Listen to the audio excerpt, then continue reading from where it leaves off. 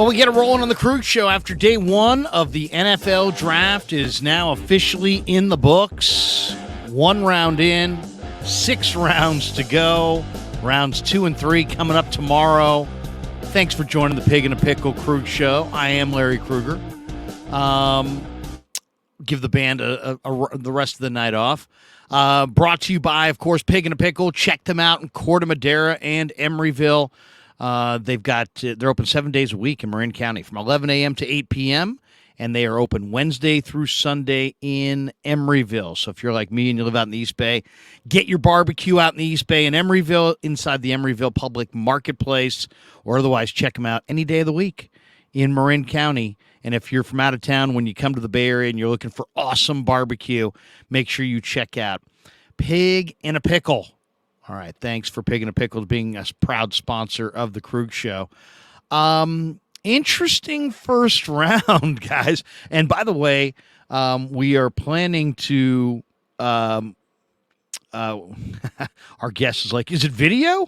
Yes, it is video. Video and audio. How about that?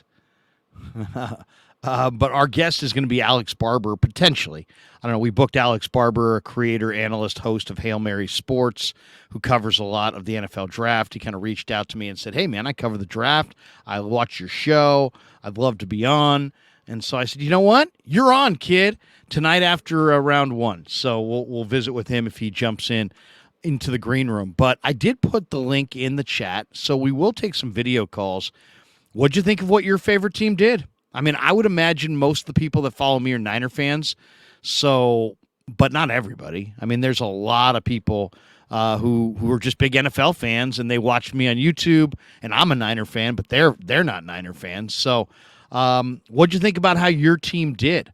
We'll get into the 49ers. Of course, they didn't do anything tonight that I noticed. If anybody else saw something that they did do, feel free to let us know. But I didn't see them do anything tonight of any note as far as no trade into the first round.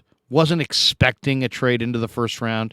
Kind of expected after John Lynch said last Monday that that it was going to be Monday was going to be or day one, I should say, Thursday today was going to be sleepy.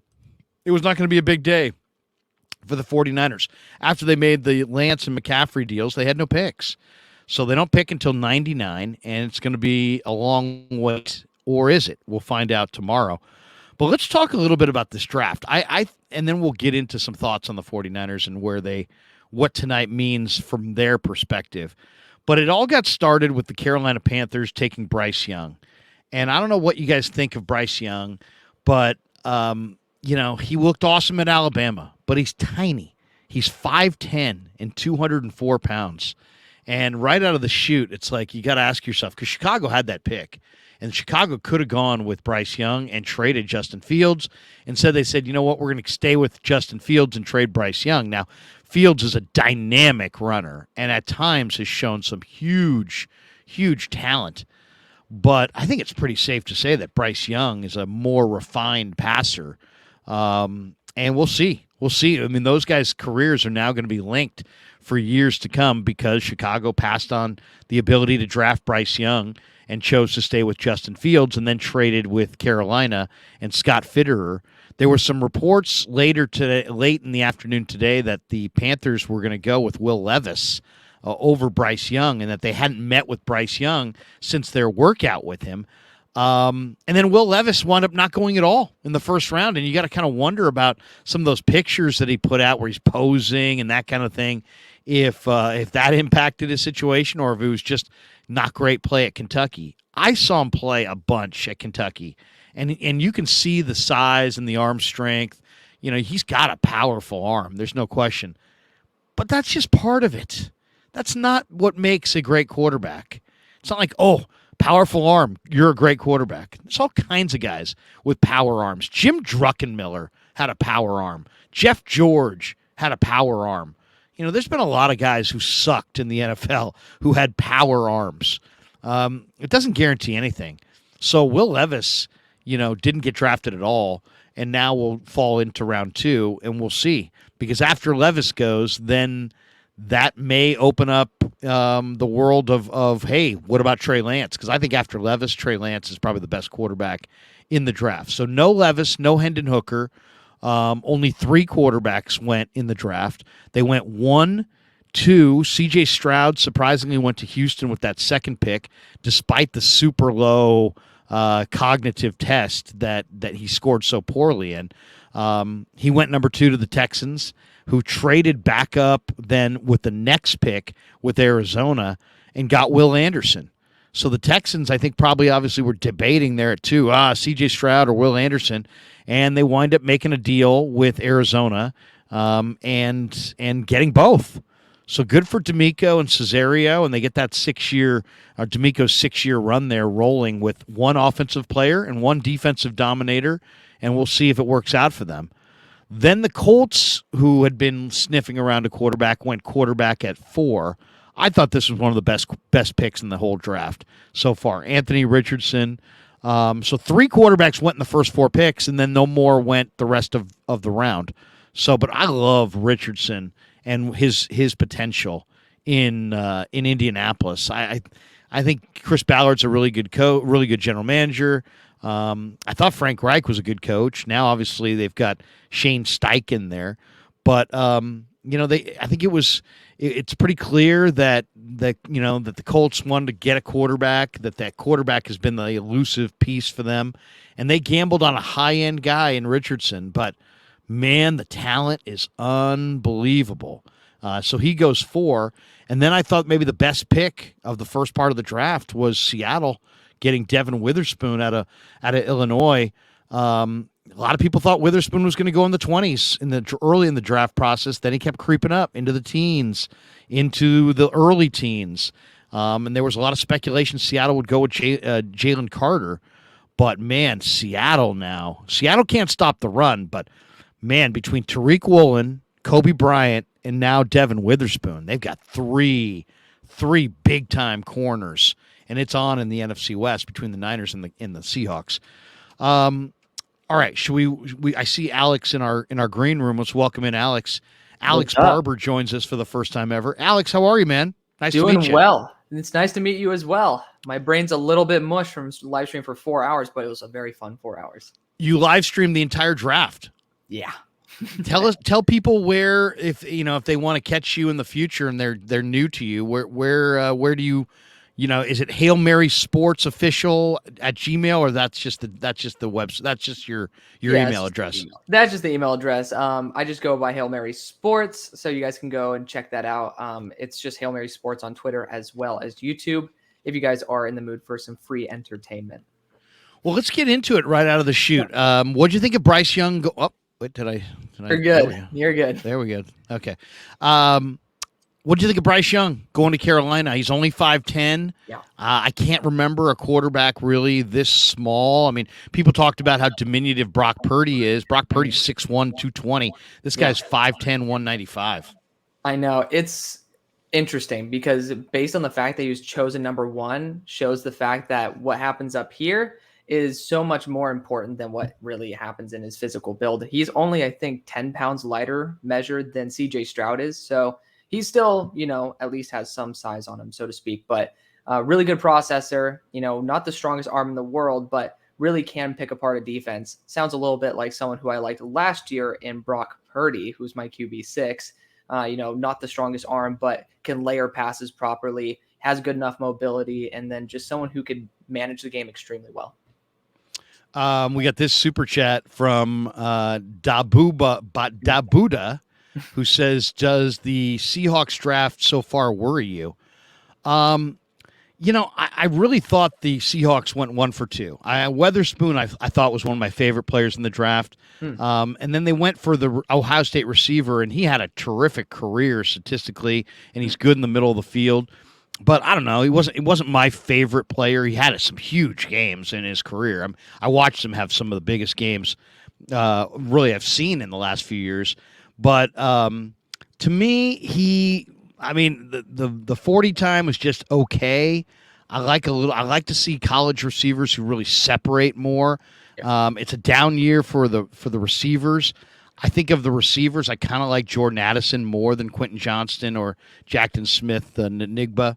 But what do you think of Seattle's draft haul overall? I'm a huge fan of John Schneider and the job that he does. Yeah, so when I had the instant reaction to the pick, I realized like Devon at 5 was to me a little bit rich. I was like, okay, well, I mean, the Seahawks, they've proven to be able to snipe value corners down the board. This is a deep corner class. So I thought it was a little bit high for them specifically to go corner. I love Devin Witherspoon. I think him in the top 10 perfectly fine. But I mean, it is nasty. You brought it up. You got Tariq Woolen there, Kobe Bryant, and now also Devin Witherspoon as your top 3 corners. It's a formidable front. So definitely worrisome there. And they've always been looking for a wide receiver 3. I was a big Dwayne Eskridge guy. Sucks to see that's like the end of that era. But, you're giving Geno another push. And with Aaron out of the NFC, with Brock pretty much sidelined for at least a portion of the season, I think they're really going to try to take full advantage of being able to fill in the gaps and just be able to push the pedal to the metal. Houston, I thought Houston was kind of interesting. Oh, yeah. I didn't think they were going to go C.J. Stroud at 2, and they did. He's a California kid from Rancho Cucamonga and had that low cognitive test, and I think a lot of people thought, man, he's not going to go very high. Yeah. But some people thought Stroud was the most impressive player coming into the kind of pre-draft process, and then Houston takes Stroud and then trades back in with Arizona, and they get Will Anderson, and they start the D'Amico Ryans era with, a handpicked offensive player and a handpicked defensive front 7 player. Yeah. I'm sure D'Amico's feeling good right now. Absolutely. No, I was really curious about where CJ would go because we've been hearing the term S2 test, and it's like obviously Brock Purdy was the number 1 scorer last year, ended up panning out as of right now. But what it was like really determining was, hey, what does a bad score mean in terms of draft stock? If CJ fell out of the top 10, maybe people really do, the NFL really does value that S2 test very highly, and they could see a correlation. Maybe they're wrong. Maybe it does actually have a really strong correlation to your performance on the field, but it really does show that when you hear all these rumors about these testing numbers, I think people feel a lot better about their guts and their evaluations than plain statistics like that. What do you think of Richardson going to the Colts? I mean, and what do you think of Richardson overall? Because there's a lot of people that they're all over the map on him, and I get it. He needs to develop as a thrower, but what this kid's got is, I mean, he's 6'4", 245, and he can bust you. If he gets a seam, he can go 80 yards. He can run. I mean, you get inside the 5-yard line, this guy's a major threat. I think there's going to be development needed because he came out of Florida probably a tad early, but man, I thought Anthony Richardson, I think he goes to a great organization with stability. I think Ballard is a tremendous GM. I'm a huge fan of Anthony Richardson. Give me your rundown on him. So I went on to my buddy Cody's show. He runs the Bring the Juice. They're like a similar size Colts YouTube channel. And we discussed actually the top quarterbacks in the draft and who would be best for the Colts. And I said, of all the quarterbacks not named Bryce Young, I think that Anthony Richardson would be my favorite. If CJ were there, I would still take Anthony Richardson for Steichen. When I look at Steichen's history, he is able to work with Jalen Hurts, who came into the league as an unpolished passer, really good with his legs. And then he was also somebody who had a really good work ethic. To me, Anthony Richardson is all of that because, I mean, the work ethic we'll see in time, but I saw him working a lot on his mechanics in the offseason. To me, I'm going to be optimistic and say that continues. But he has even more physical upside than Jalen Hurts does. I think that could be really positive, especially since Steichen already has a system that's proven to work with a similar caliber of player. So I love it to death. And it's awesome to see that they're making that long-term of a move. Now, Arizona, I thought was interesting at 5. So they traded back up with Detroit, and they got Paris Johnson, who's just a very polished player. I didn't realize his dad had played in the NFL. His dad played for the Cardinals, actually.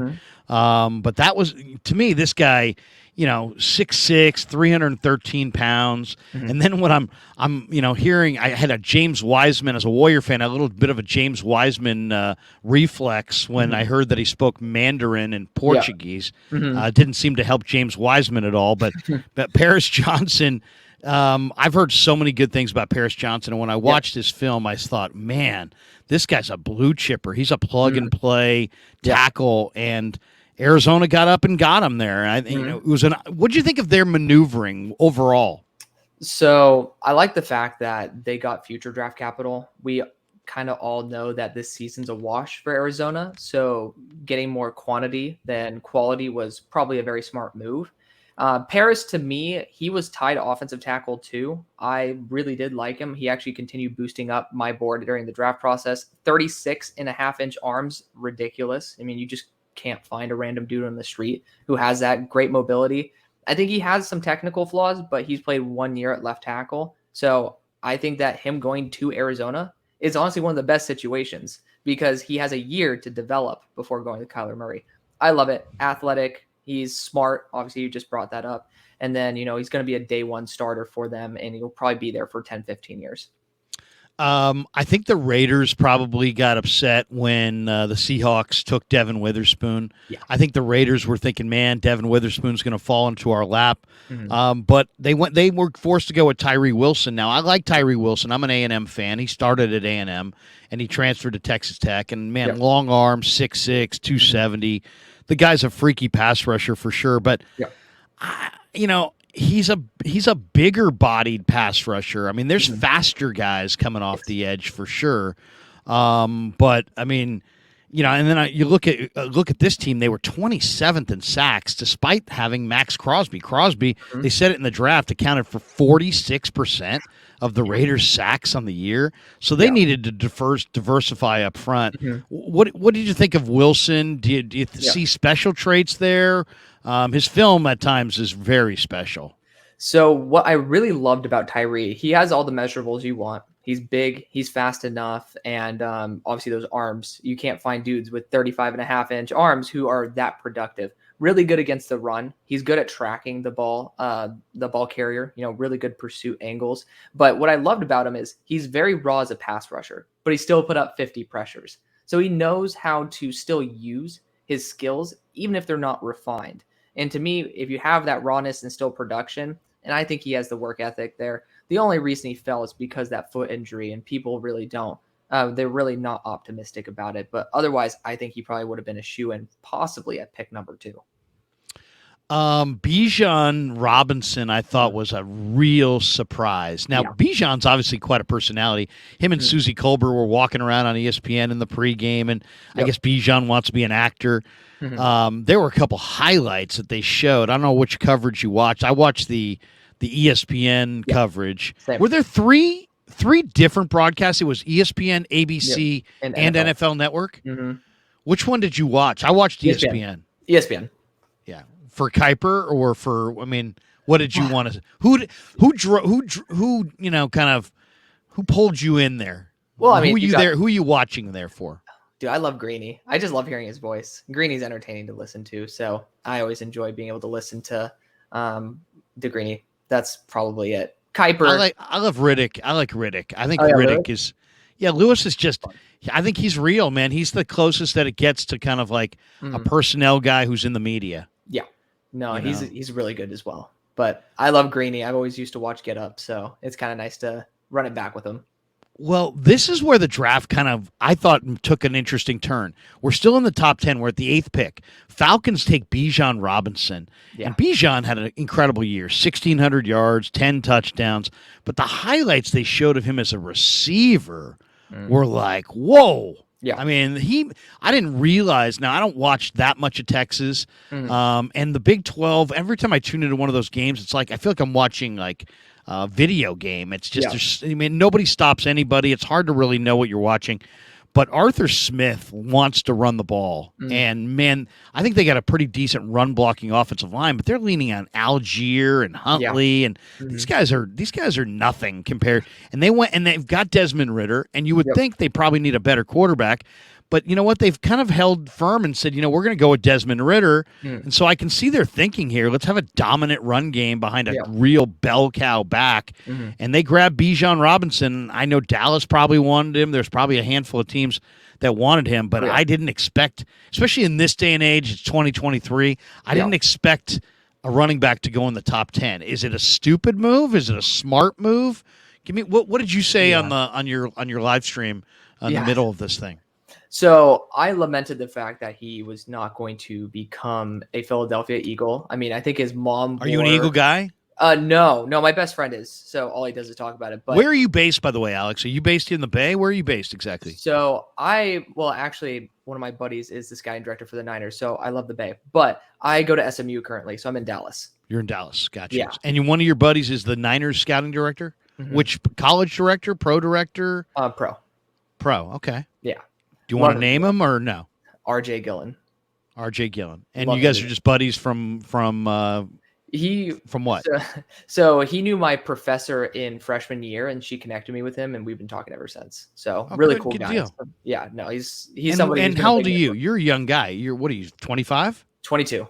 22. And you go to college at SMU? Mm-hmm.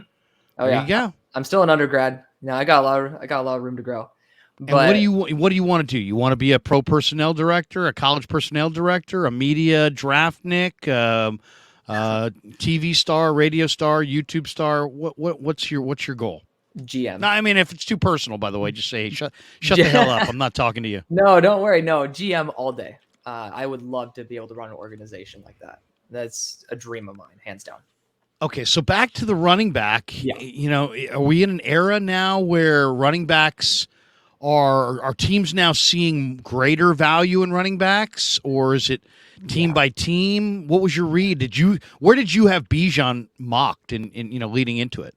At 10 to the Eagles. So I was thinking it was a very far stretch for the Falcons to go after him, especially when I saw Jalen Carter on the board. I was like, yeah, it's a Georgia guy. I highly doubt they're going to go that way. But man, I was saying that I think the running backs will actually go higher this year. The NFL is very trend heavy. It's a copycat league. And last year we saw 3-star running backs come out of the draft: Kenneth Walker, Breece Hall, and Dameon Pierce. I think that they all had a pretty good immediate impact. Exactly. So I believe that the talent in this draft was even better.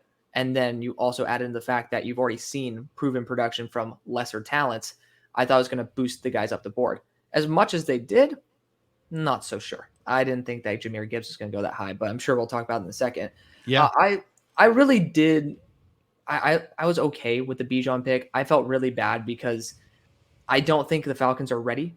And I think that Bijan could have been an all-pro running back for a Super Bowl team in the Philadelphia Eagles, or honestly anywhere else. I think there were just too many open holes for Atlanta.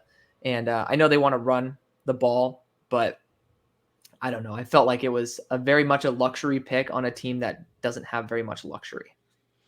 Here's my philosophy on a running back.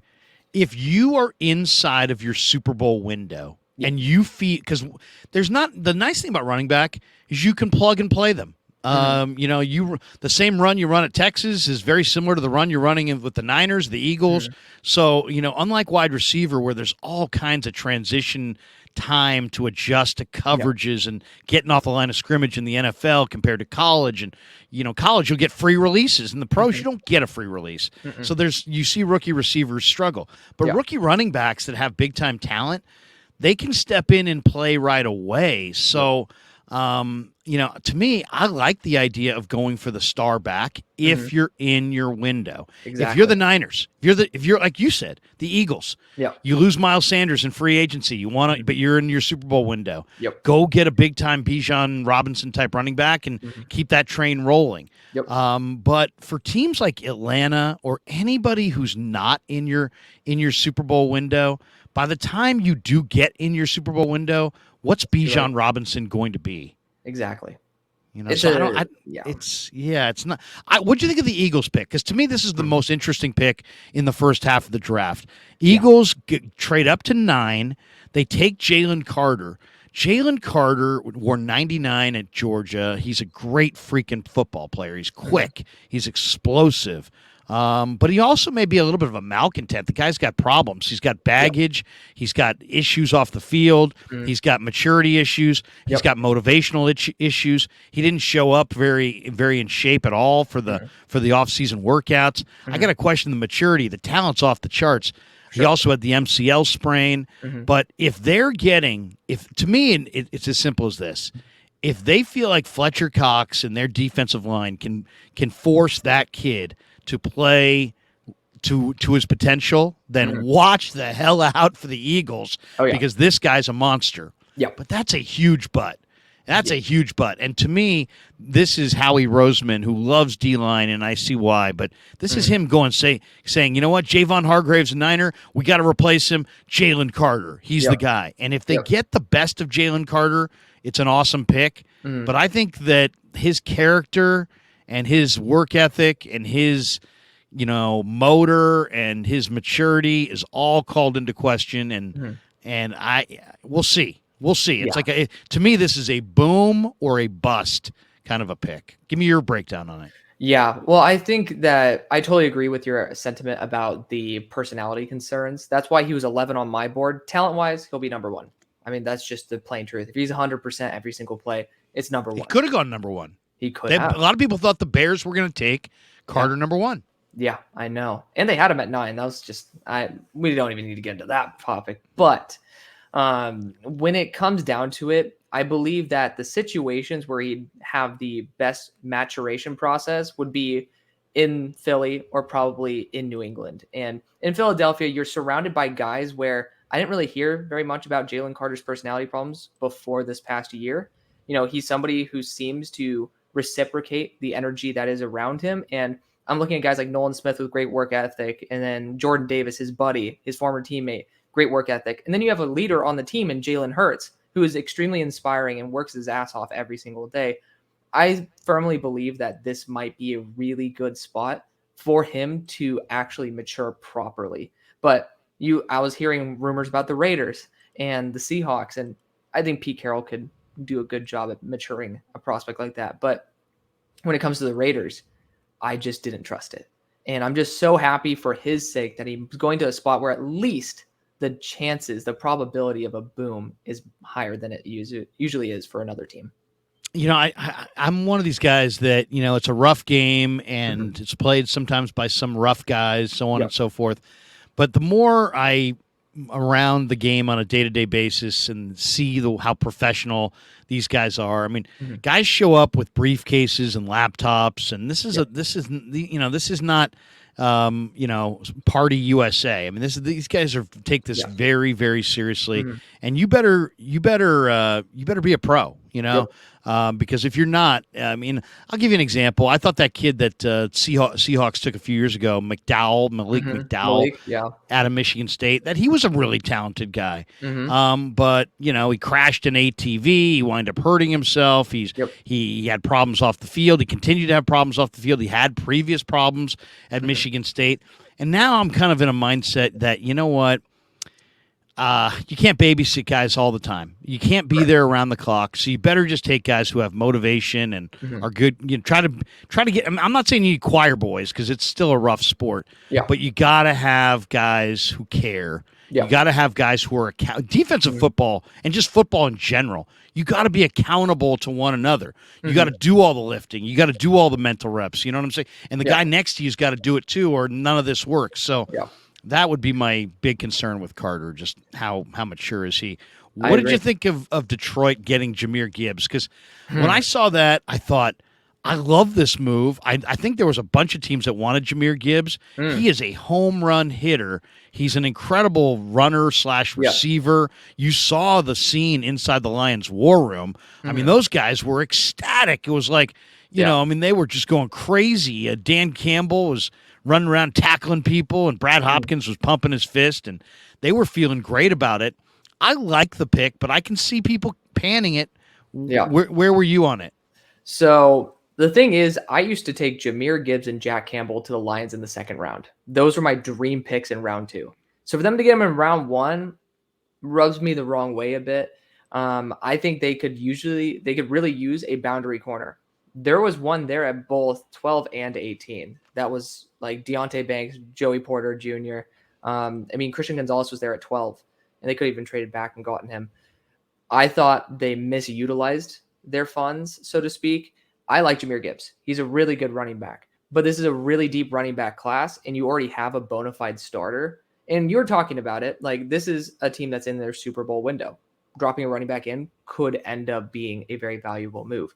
But I feel that with the lack of receiving talent and the lack of true corner number 1 on their team, those are 2 very valuable positions that they had really easy shots on that they passed for lower value positions. So a little bit concerned about that, but Jahmyr's a great player. And at the end of the day, it doesn't matter if you're picked at pick 12, 18, or, at pick 34 that they have. If he's on the roster, it's an addition, not a subtraction. So yeah, I mean, I love the Gibbs pick, and I'm to me, it's like, hey, find out if a guy can play. If he can play, as far as where you take him, yeah, I mean, value matters, but ultimately it comes down to the reality is history tells us that maybe over a third of these guys are just going to be out of the league in not that long of a time. So it's all about just finding guys you like. Jack Campbell from Iowa is a really solid linebacker, but to me, that was one of the surprising picks of the first round. He had great workout numbers. Obviously, he was a great football player at Iowa. They had a tremendous defense. But I just, I thought they were way better athletes. Obviously, they just fell in love with Jack Campbell. I mean, they took him. I mean, didn't most people have him around 50 or 60, and they took him 18? I mean, I had him at 24 on my board, but I thought I was really high. I thought I was one of his biggest fans. That's the thing. I was like, oh man, like if he's there at 27, the Bills better the Bills should take him. And I was like, man, I'm crazy saying that. Like the odds are he's probably going to be there at their second pick. And I mean, seeing him go that early, like I said, I usually take him to the Lions in round 2, not round 1. It's a surprise, but he's the only linebacker in this class that's actually talented at that 6'5", 250-pound frame. There's nobody else like it, and he has a great work ethic. He fits perfectly in. To me, I like that pick more than the Jahmyr pick because of the fact that they're kind of desperate for a true leader on that defense. There's a lot of pieces that are already in place, and I don't think the linebacker class is deep at all. So that's why. Green Bay going Lucas Van Ness. Yeah. I mean, okay, I know he looks a little bit like Nick Bosa. He's got the six-pack. He's 6'5", he's 272. He's sitting on a couch with like 5 beautiful women. I mean, the guy looks like life is good. Yeah. But I watched Iowa, and Iowa's got some great football players. Yes. We just talked about one of them. Riley Moss is another one. Yes. Van Ness is a really good player, but I don't know. I mean, it's like where is he J.J. Watt? I mean, is he an interior guy who rushes the passer? If so, I think there's better guys at that. Is he an edge player? If he is, I've seen way more explosive guys off the edge. Green Bay took him. Todd McShay claimed that he loved him. He's versatile and scheme versatile, but is he dominant or is he kind of workmanlike? He is a one-trick pony. This guy converts speed to power in a straight line, and that's it. That's why I'm a lot lower on him than probably the consensus is. I have him around 75, 80 on my board. He's somebody who's young, explosive, very athletic, and extremely moldable. And that's exactly what the Packers always look for. And in probably 3 to 4 years, they'll end up saying, hey, that was worth the first round pick. And they're not in their Super Bowl window, so they have 3 to 4 years to work with. So I think that's fine. I gave the pick a B-. I was like, it makes sense. And he's a good player. I don't think that he's going to be a day one impact at all.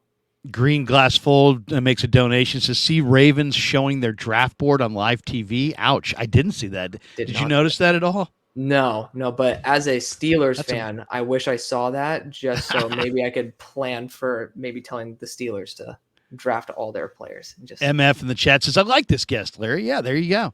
Thank you. Alex contacted me on Twitter, and we're glad to have him here helping us break down the draft. All right, let's get to, you mentioned the Steelers. Let's get down there because I thought this was an interesting move. Yeah. I think Bill Belichick still hates the Jets, and the Jets, I think, were sitting there hoping that Oh yeah. Broderick Jones, the blue chip tackle from Georgia, was going to fall into their lap Yeah. at 15, and instead New England trades out Mhm. with the Steelers. And Yep. I just thought that was a way for Belichick again to stick it to the Jets, and then Oh, yeah. Broderick Jones. If there was a player that when they showed the highlights of, I thought, wow, look at that guy. It's probably Broderick Jones. He's Yeah. 6'5", he's 3'11". He's clearly young. I think he still wears braces. But, I mean, he looked really young. Yeah. But, I mean, he also, looks totally dominating. He's got a skinny waist, Yep. huge long arms, Mhm. 310 pounds, and Yeah. looks like the frame he could put on 25 pounds over the next 3 years. I don't know. The Steelers seem like always have a great angle on the draft. Yeah. If you told me that kid became like a Pro Bowl tackle, I would not be shocked. I mean, it's all about his makeup and how hard he works. But man, the film looks awesome. If you saw Broderick Jones tonight, what did you think of the pick? You're a Steeler guy, so you're probably pumped up.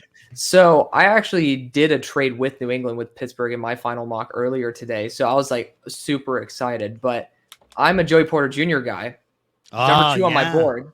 His He dad might played be the there. pick at 32. So Oh, that's right. The Steelers have the next pick. they have the next pick, and he's on the board. So, before I start lamenting, I think it's great. I'm tired of Dan Moore being the left tackle. The Steelers have invested a lot of money in the offseason on interior offensive linemen. So maybe that's because they wanted to get a left tackle. I'll say this. There were a lot of rumors, I don't know if you saw them, of the Steelers trading up with the Bears if Jalen Carter were there. No, I didn't.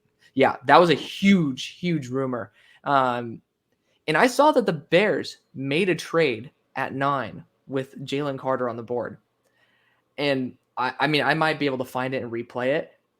I literally jumped out of my seat when I saw the pick was traded and then slammed my fist when I saw the Eagles made the 1 pick trade up. So it was very, it was a roller coaster of emotions, but Broderick Jones is a great player.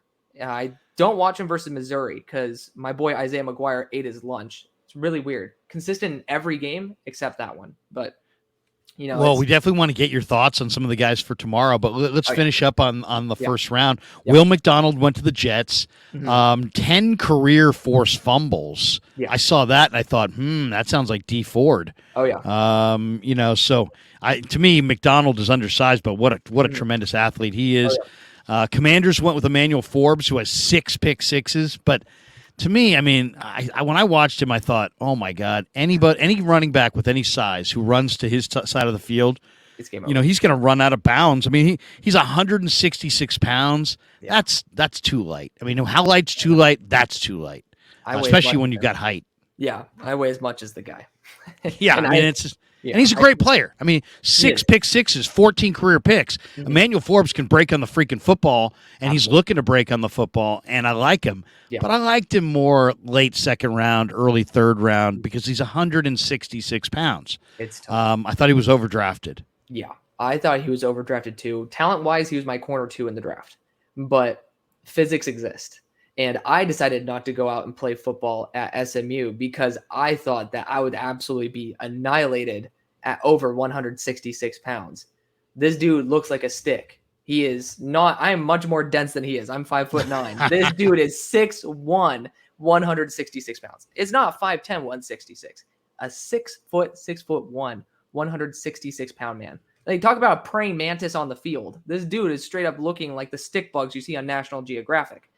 I mean, any big back who's going to run to his side is just going to crumble him. I mean, I Forbes, I would say, he's going to spend a lot of time on IR. Yeah. Then I thought Patriots got a great value going Christian Gonzalez where they did.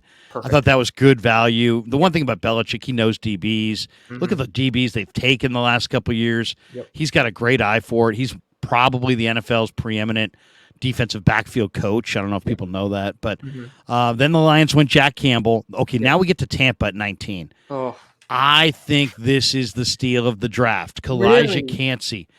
Yeah, well, I mean, just from the standpoint of He ACC Defensive Player of the Year. This guy can convert speed to Okay. power. Yeah. He's 280 pounds. I think you're talking about a guy who could play outside in a 4-3.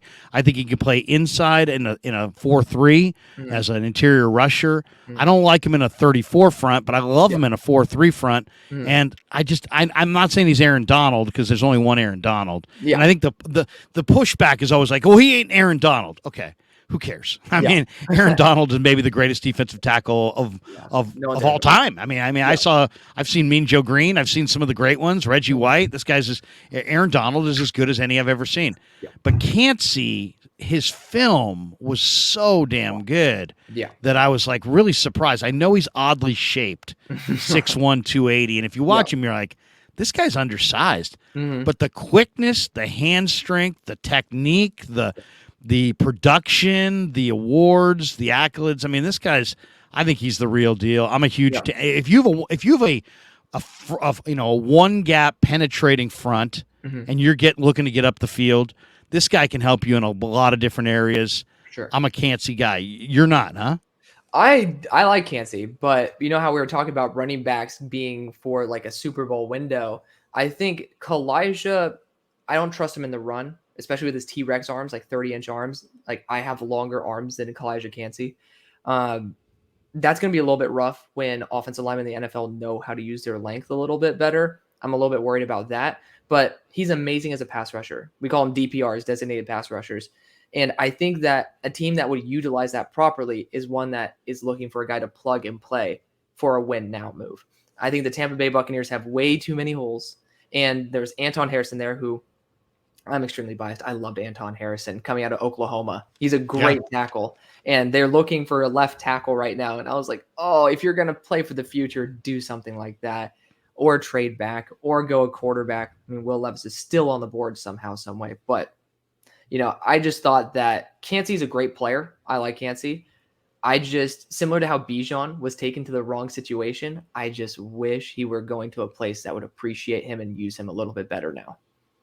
Then we had a run on receivers. We mentioned already Jackson Smith-Njigba going to Seattle. Not a huge, didn't love that pick for them. Quentin Johnston from TCU went to the Chargers. I thought he had kind of build-up speed and not really quickness. Mm-hmm. But what a weird pick for the Chargers. You have Keenan Allen. You have Mike Williams. They're both big, physical, tall receivers. And you get another guy that's literally, it seems like such a redundant part. And you had Zay Flowers from BC with his 4.4 speed on the board. He went the very next pick to the Ravens. I thought that was a great pick by Eric DeCosta. And Telesco is a terrific GM, the Chargers GM. But and I watched a lot of Max Duggan and TCU. Heck, you probably did too, being there.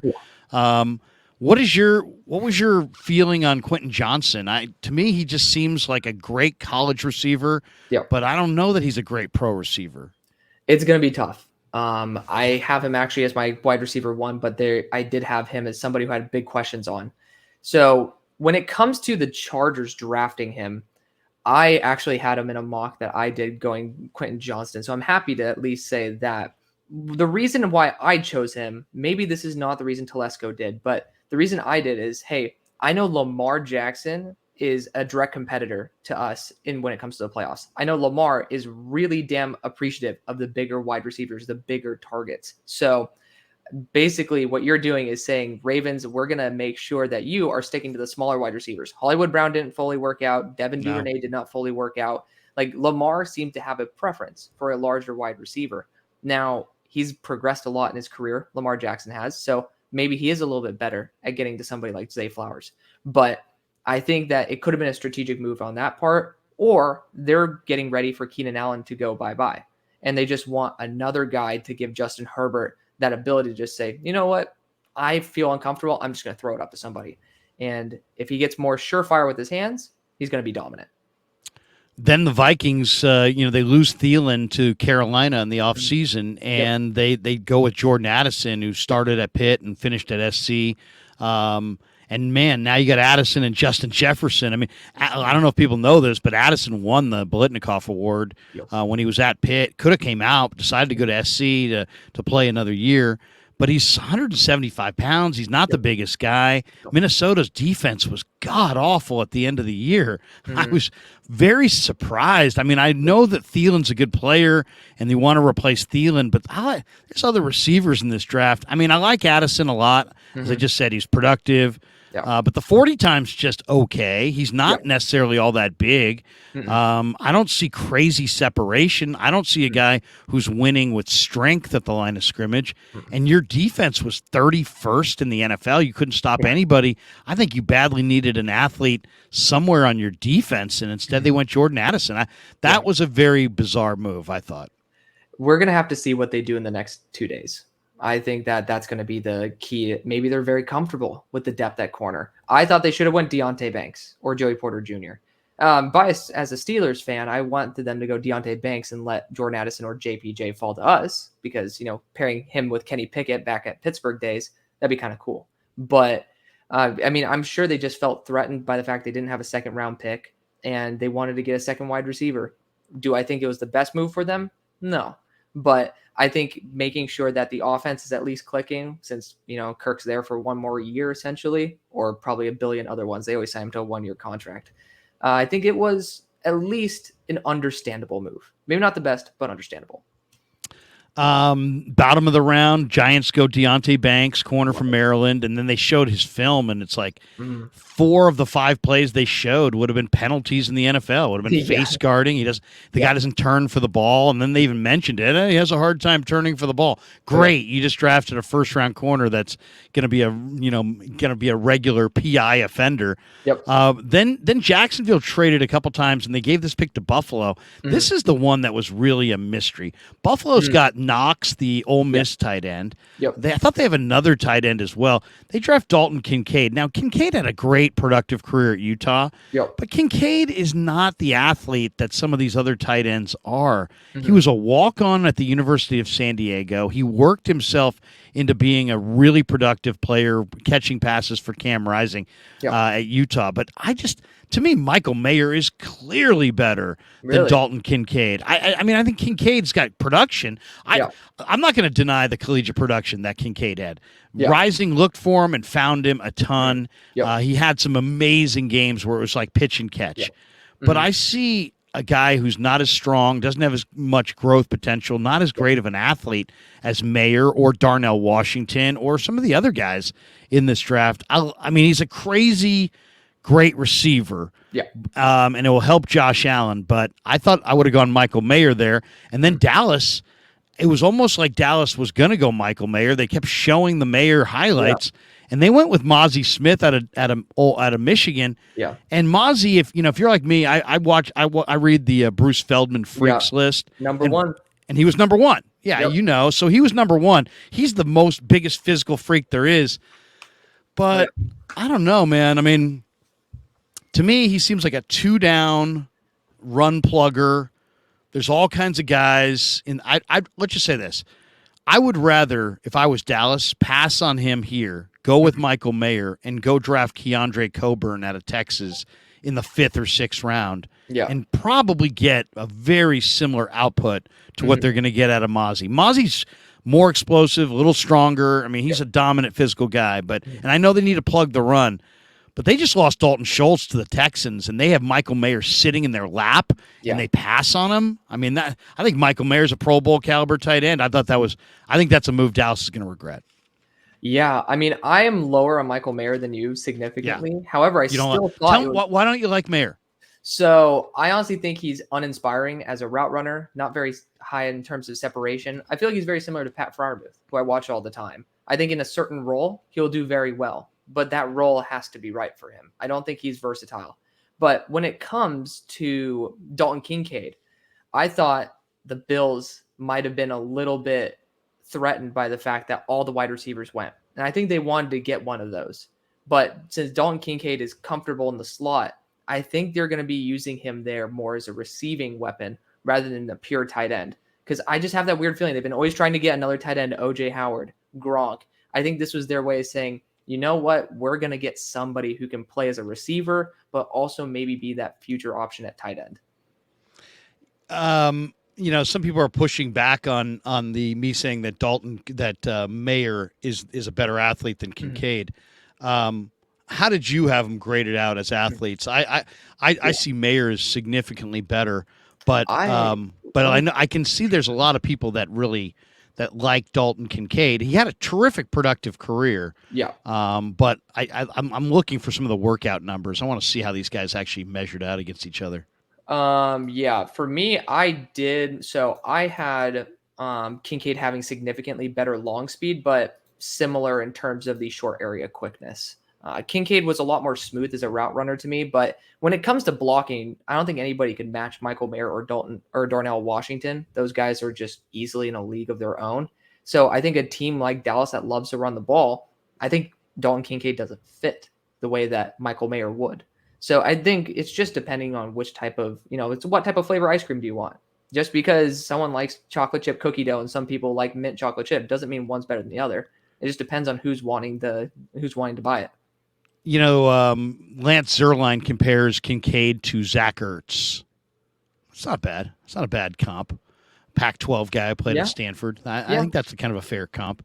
All right. Um, Not against and it. and then the final part of the draft, you Yeah, mentioned Anton Harrison. Jacksonville traded back a couple times. yeah, Trent Baalke took Anton Harrison. Bengals went Miles Murphy, hmm who I think is a better athlete than a football player. He's a 5-star athlete. yeah, I don't see crazy edge speed, and I don't see a lot of power. But he's a bigger defensive end for sure. And they've had Carlos Dunlap, so maybe yeah, he's very similar. yeah, Saints took Brian Brzee hmm from Clemson, yeah, who had that tragedy with his sister dying. hmm He's a tough kid for sure. yeah, And then the Eagles went with Nolan Smith, the Georgia. I mean, Eagles are cornering the market on Georgia guys between yep. Jalen Carter, Nolan Smith, N'Kobe Dean, Jordan Davis. I mean, everybody off that Georgia defense. It's the right defense if you're going to take everybody off of it.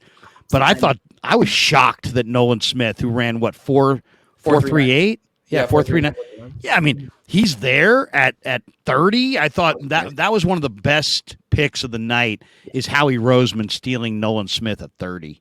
Oh, I totally agree. I thought the Seahawks would have nabbed Nolan Smith in a heartbeat. I didn't expect him to get past 20. Yeah, I mean, I wonder why he did. I mean, I know he needs to have some, he needs some greater strength, and he He had was a somewhat chest hair. undisciplined, but he's one of the best athletes off the edge that we've Yeah. seen coming out really in the last 4 or 5 years. Yeah. I mean, I'll say this about him. His primary weapon, so to speak, when it comes to block shedding is this. He has this crazy wide rip. So when you watch him be able to block shed, it's a lot of pectoral strength. And that's a big reason his season ended because he had a pectoral tear.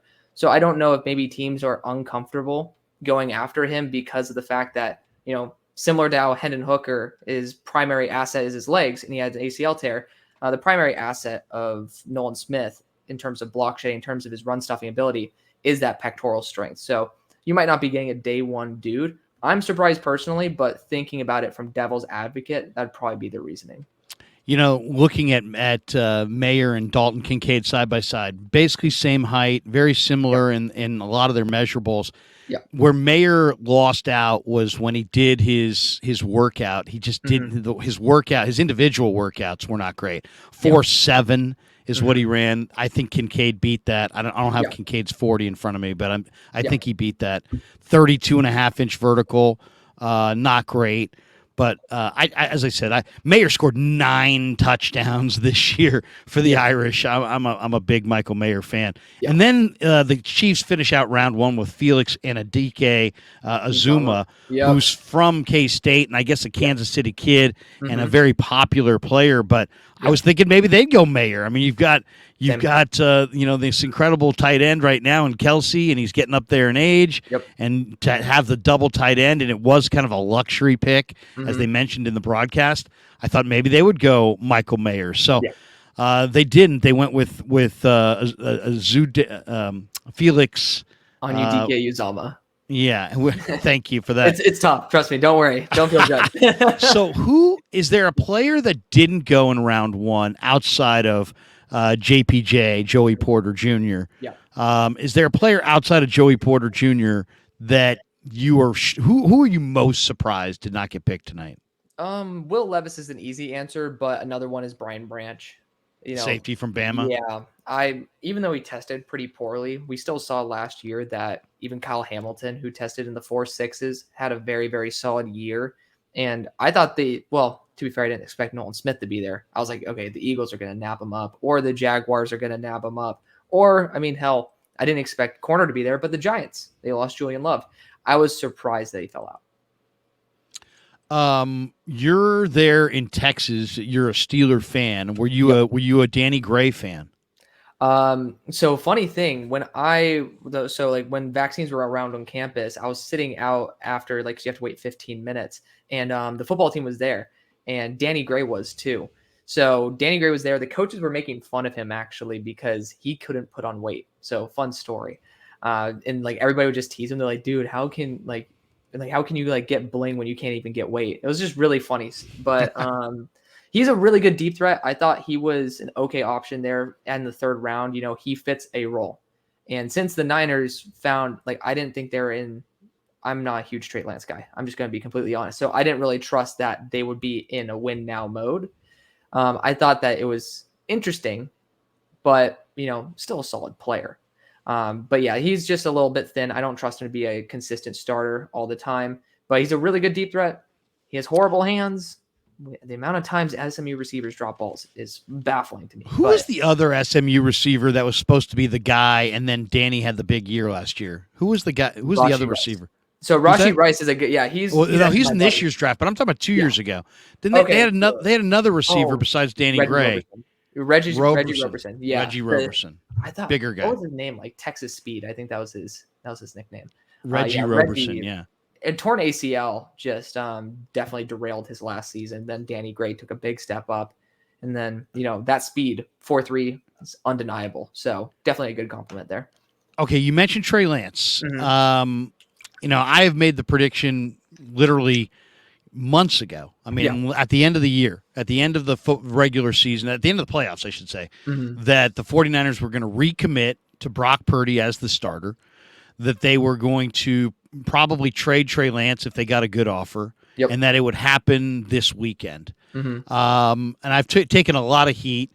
It's funny, though, because when I said it at a time when people were expecting Trey Lance to be handed the starting job or at least battling Brock Purdy for it. And I'm like, no, I think Brock's going to be the guy, and they're going to trade Trey. Since that point, the owner, the general manager, the head coach, they've all kind of come out and said that Brock is indeed their guy, kind of stated that clearly. Now the head coach is talking up Sam Darnold, and there's been all kinds of rumors about Trey, but most of the talk today was, hey, there's nothing concrete on the table. None of that really surprised me, at all, because I expected there to not be any real offer on the table today. To me, because Trey Lance is nobody's first at this point. I don't think he's anybody's first option.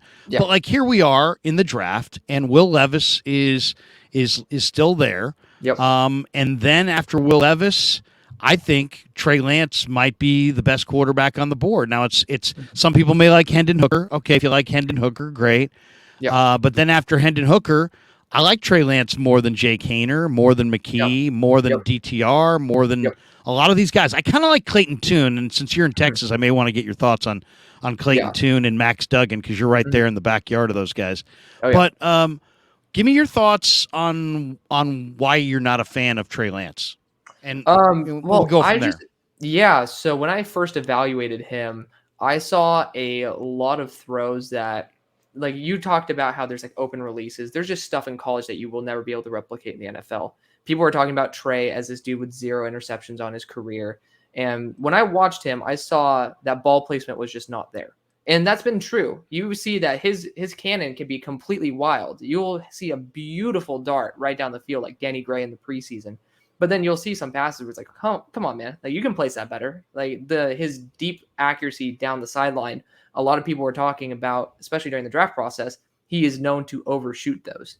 And I want a quarterback that, can tame his arm a little bit. And similar to the way Anthony Richardson was working on his mechanics, I didn't see that from Trey. I personally did not see that work ethic that I truly love. And that's one of my big factors that not many people probably have, as heavily weighted as I do. When I see a quarterback have work ethic, to me, that will outmatch almost any physical trait that you can have. And when I see Trey Lance, especially nowadays, like after a loss in a strip club going like this, I just don't see a guy who is prioritizing his body and his game above what he wants to do outside. So to me, that's why I just don't think he has the priorities in order. And he's a young That's it. kid. It's That's okay. interesting. Yeah, it's and it's a fair evaluation. Yeah. What do you think are his strengths? What do you like about his game, and what do Yeah. you think is lacking? Because Yeah. to me, what I saw is just a guy who was kind of one speeded, Mm. in that everything came out hot. And the Yeah. drop percentage was fat. It was like a Yeah. 10% drop percentage. Yeah. There's only like 4 or 5 quarterbacks in the league, I think, last year that had a drop percentage over 10%. Mhm. Now, granted, it's a tiny sample size, so it's like how much Fair. credence do you put in a small sample size? But Yeah. to me, it was that one opinion, which is Mhm. just a lot of the ball coming out, really really hot. It's not the most catchable ball. That's all I saw. And that's Yeah. to me, he needs refinement as a Yes. thrower, as Mhm. far as timing, touch, tempo, Yes. accuracy, that kind of thing. Agreed. But I see some other traits that I think are advanced, like his ball Mhm. handling and play action faking and stuff Yep. like that. But his throwing is so raw, and it should be raw. He's Yep. played 1 year since high school. Yep. So, what do you see as his strengths and weaknesses? So you named it pretty damn on the money. I mean, his ability to threaten with his legs, especially, is something that's a very big asset. But you got to throw the ball. Unless you're Lamar Jackson early in your career and you're Houdini, I don't really trust you to lead a franchise unless you're continuously working on your mechanics, continuously working with your receivers, continuously being able to improve your game. And I haven't seen that. Again, it's the work ethic thing for me. That's what I think he needs to mature. And that could totally happen. That could totally happen. And I'd be more than happy for someone to say old takes exposed. This is this idiot right here talk about Trey Lance being a buffoon in a strip club. I absolutely am happy if that's the case. But I'm 100% honest with this. I just don't have that faith in him to work on his game and improve it. Where do you, now that the draft first round has come and gone? Yeah. I guess the question is, where would you rank Trey among the quarterbacks that are left? Do you like him more than Levis? Less? More than Hooker? Less? Yeah. More than Hayner? Less? Because I guess the question is this: at what point in this draft Mhm. will the possibility happen of John Lynch's phone ringing because Trey Lance is better than the best quarterbacks that are available? When do you think that's going to happen here?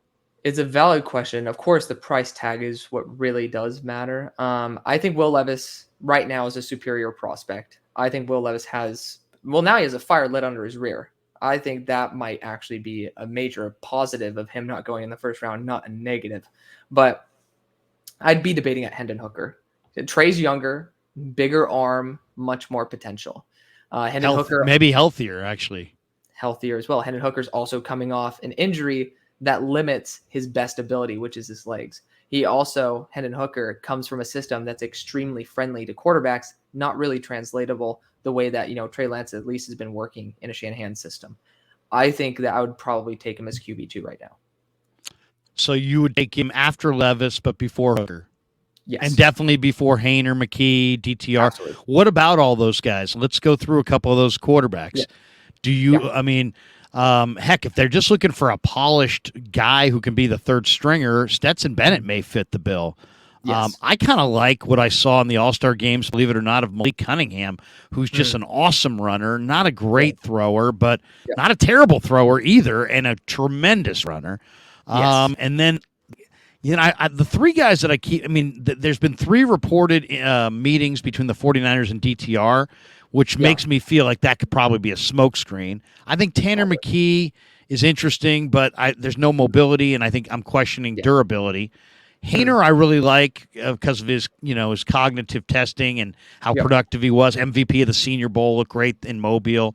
So Hayner, and he's a Bay Area kid from Monte Vista. So Hayner I would be interested in. But the guys who really intrigue me the most outside of Cunningham and Hayner are Clayton Tune, University of Houston, Max Duggan from TCU, and Jaron Hall from BYU. Give Yeah. me your thoughts on those three guys. And you probably saw a ton of Toon and Duggan Mm-hmm. this year, so you might be a Yeah. perfect guy to ask about these guys. I saw them Give me both your in person. breakdown. Yeah. How do you see this? So Toon is super hot and cold. I saw him in person in that very famous this year SMU game where, I mean, it was like quarterbacks were throwing 7 to 10 touchdowns each. It was literally a shootout. But the mistakes I see Toon make are definitely processing mistakes.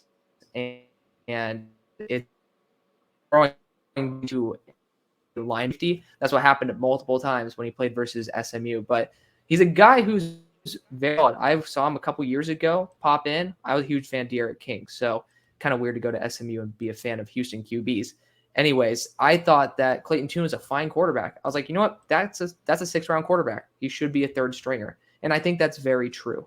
I think he's a very competent guy, good with his legs, and just overall, he's a consistent dude. Just the slip ups are where I think he could work on, and I don't think he has the physical upside to make up for it. So that's where it's like, yeah, you're a QB3. That's where he is to me. You're talking about Jaron That's Hall. his up. You Yeah, think that's his upside, huh? You think his upside is just QB3 for Toon? I think so. I think so. Okay. It's tough. There's so many good quarterbacks in the NFL nowadays, and hearing QB3, you think it's just disrespect, but QB3s actually do get in work.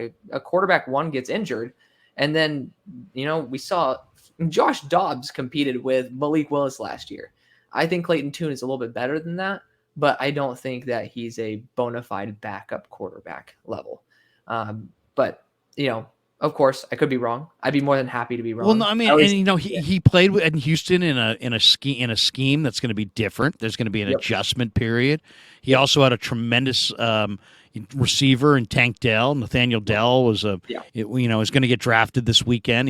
hmm, Tiny, but he's a terrific receiver. He's going to be great, I think, a very good NFL receiver.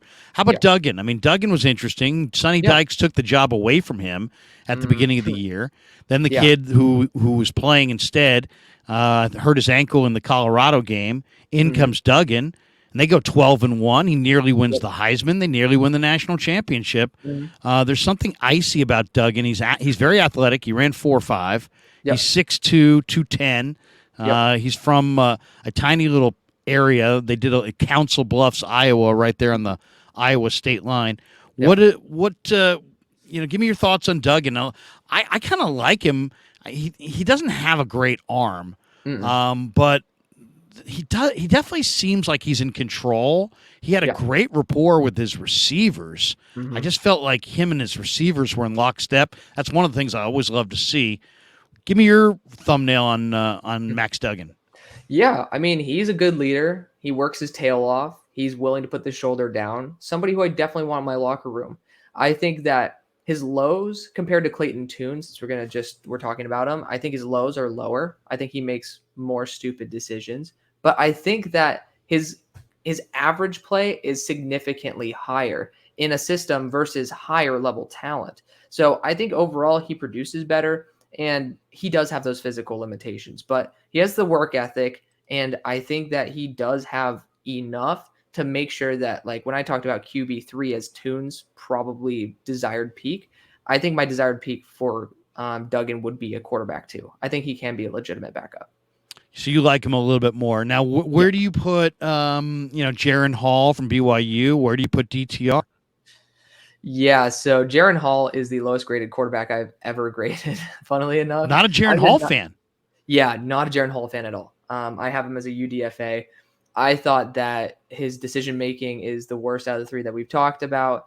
His arm is very erratic, and he also plays hero ball. It's a weird thing that these BYU quarterbacks like to do. They like to play hero ball, and I thought that his production for having, again, an elite offensive line was simply underwhelming. And he's obviously leagues worse than Zach Wilson. He had really good receivers too. He had Isaac Rex, who's a star tight end.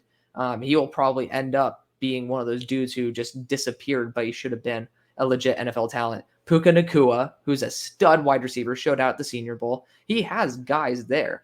It's like we're talking about Dax Milne being Zach Wilson's number one wide receiver, and Zach Wilson's a bust. But I mean, Dax Milne looked like an all-star. So again, I just, especially apples to apples, he is he's just completely lower in my eyes. I just did not like the processing at all. Great athlete though. Great athlete. Great athlete. I mean, a better runner. An explosive runner. This guy can get away. How about DTR, who played 5 years for the Bruins, and he's coming off of his best year? I mean, I thought that offense was borderline unstoppable at times this year. Now, granted, they had Charbonnet, they had some pretty good linemen. Yeah. He wasn't out there by himself, but DTR got into a nice rhythm last year and stayed in it much of the year. Yeah. So I used to be teammates with Zach Charbonnet, so I got to watch out what I say. I don't want to piss him off too much, but no, DTR, before this year, I thought he might have been one of the worst starting quarterbacks in college. He just didn't, similar to the mental processing, he just did not seem to get the game of football at points. Very erratic in terms of his accuracy, but a really good runner. This year, he took a step up, and I'm very happy to see that. Maybe it was because Zach came in out of Michigan and actually was able to be a legitimate workhorse back and had a solidified role. They had really good offensive linemen. They had some solid weapons as well. But I also thought that he performed really well without guys like Greg Dulcich, who was a third rounder last year. And to me, with the weapons reduced, he still kept his game at a certain level, if not improved it. To me, that's great because it shows that he's not just purely a product of the environment around him. So yeah, I'm probably highest on DTR out of all the guys that we mentioned so far. And Hainer, do you like Hainer? I mean, he's a local kid, showed up at the local pro day, went to Monte Vista in the East Bay and Danville. And he processes what he sees. He's kind of a he's a competitor. He's the kind of guy that walks into the huddle and starts yelling at guys. Now, Brock Purdy's that way. Yes. I remember Ray McLeod told me this year. I said, "What do you like about Brock Purdy?" And he's like, "This guy stepped into the huddle the very first time, and he's yelling at guys, telling them where they need to be and what they need to do and things they need to do, and little fine points." And he's like, and he's in their face telling them, and he's like, "That's what you need. That's the take charge attitude that you got to have." He had that from the start. I see similar traits with Hainer. I don't think he's quite as strong as Purdy. I don't think he throws as good a ball, but some people think he's got a stronger arm than Purdy. Where are you on Jake? And what round do you think he'll go? I love Jake Hainer with a passion. As a leader, he has incredible motor. The first time I saw him was actually last year. I think he got a torn ACL versus Nevada. I was watching Carson Strong that game, and I was like, man, this dude got a torn ACL and then led a 2-minute drive to, I believe, win the game. I love that work ethic. I love the fact that he could be a true leader. I'll say this, though. I don't think I would ever put him on my team unless he's a QB3 because I see the highlights of this dude. My guy has to summon every single sun god, rain god, every god just to throw a 40-yard ball. I can throw as far as Jake Hainer. That is scary to me. Like, if you cap yourself at 40 yards, and I'm not even joking, I'm not exaggerating. I literally saw a highlight of this the other day. His deep ball hangs, I think is the phrase. It doesn't go that far. It's not even like, oh, well, that was a 50-yard ball, but that was in the air for 5 seconds. But isn't it weird, though, because he does have some zip in the intermediate. Like, he zips it around in the intermediate, but if he's got a deep ball and he's not allowed to step into it, it hangs way too long in the air. Yeah, and again, I love his personality. I think he'll be an excellent locker room presence, but there's a certain level that you have to exceed to actually be able to play snaps in the NFL in terms of your throw distance. It feels like Drew Brees on his last year, and that's what scares me because we all know Mr. Check Down or Mr. Slant King is not going to cut it in modern day NFL. Brandon Davenport here in the chat says Alex is negative. Alex is not negative. Alex is just not a homer. And so he's just giving it to you the way he, and I don't want him to bring it as a homer because that's why I wanted to have him on. Alex is not negative. Alex is qualified, and he's watched a lot of football. And you're saying, who is Alex, by the way, if you're tuning in, because this is the first time. We have almost 500 people in the room right now, and there's a lot of people going, who's Alex? Alex Barber is our guest. He's a great follow on Twitter at Hail Mary Sports with 2 S's. He's the creator and analyst and host of Hail Mary Sports. And on YouTube when do you go live? When do you do your stuff? Where if people want to check out what you're doing, where's the best place to drive them to? YouTube all day. I post there every single day. 800 videos, over 800, which is ridiculous at this point. How long have you been on YouTube? Since mid 2020, since COVID. So, okay. Yeah. So a little bit. So roughly almost 3. This is coming up on 3 years. Yeah. We're hitting that 3-year anniversary mark. So pushing it, having a good time. But yes, I do sound negative when it comes to evaluations because I want to make sure people understand that these players, I mean, at the end of the day, a lot of these guys don't end up being starters. And I want to emphasize the parts of them that I do love, but they're not going in the first round for a reason. So you just have to emphasize, I want to give you guys a full analysis. And if I leave out the parts that could be negative, don't really want people leaving this saying, wow, I mean, if Jake Haener is that good of an athlete, that good of a leader, he did all that, why is he not being considered a day one guy? You just have to understand the positives and negatives. You know what we should do, and I should do it, and I did this exercise when I was with the Cardinals and in the Canadian League, and that is that we would go through and look at the last 5 years in the draft and how many guys were still in the league. Yep. And when you realize the failure rate of the draft, you understand that the draft is about correctly identifying false favorites. Yes. Why? Because all these guys are favorites. All these guys are the best guys on their team. All these guys have a highlight reel that looks good. Yep. I was watching a few years ago the wide receiver at Iowa State, Hakeem Butler. Yep. And I'm watching his highlight reel, and I'm like, this guy's badass. Yep. I called one of my buddies who scouts out in the Midwest. He's like, Krug, his highlight reel is really good, isn't it? I said, yeah. He goes, go watch 2 or 3 of his entire games, and you'll see balls clank off this guy's face mask. He doesn't have any route refinement. He's not quick. He's not quick into his break. He's not quick out of his break. He body catches everything. I mean, he looks the part, and people are going to give him a look. And sure enough, Philly brought him in as a tight end, and teams have been looking at him at all different spots because he's chiseled. He's 6'6". He's long arms. He had great straight line 40 speed, but he, can't play. And when you see the number of guys who are college All-Americans and they were at the Senior Bowl and they look good at the Combine and they can't play dead, you realize that it's not being negative, it's being realistic to basically identify these players and identify their weaknesses. That all being said, back to Trey Lance for a second. I still think there's a very good chance he gets moved tomorrow. There's a lot of people that don't believe this. I went through and did an exercise after the draft tonight, looking at the quarterbacks around the league. And there are not a lot of openings. I mean, literally, most teams have their quarterbacks set. Yeah. This is whose quarterback situation is even murky at all. New England, if they don't like Mac Jones, if there's some Belichick-Mac Jones feud. Atlanta, if they don't like Desmond Ridder, but I think they do. Tampa, if they don't like Kyle Trask or Baker Mayfield, but they probably are going to go with that. And then the 3 teams that I think have maybe the best chance of trading for Trey Lance tomorrow or Saturday would be Minnesota, because I think there's a lot. That would be a very popular addition in the state of Minnesota. And Kirk Cousins is on the wrong side of 33 and doesn't win big games, doesn't win playoff games, makes a ton of cash. They're getting tired of him. I could see them wanting Trey to replace him maybe in a year. Tennessee, who I don't think owes Ryan Tannehill any more guaranteed money. And they have Tannehill and Malik Willis and a brand new regime there with Rand Carthon, who comes from the Niners. I think they're maybe a viable option. But the team that to me says screaming for Trey Lance is the Washington Commanders. They have Sam Howell out of North Carolina, who's a decent prospect, but nothing more. I mean, he was a good high school prospect.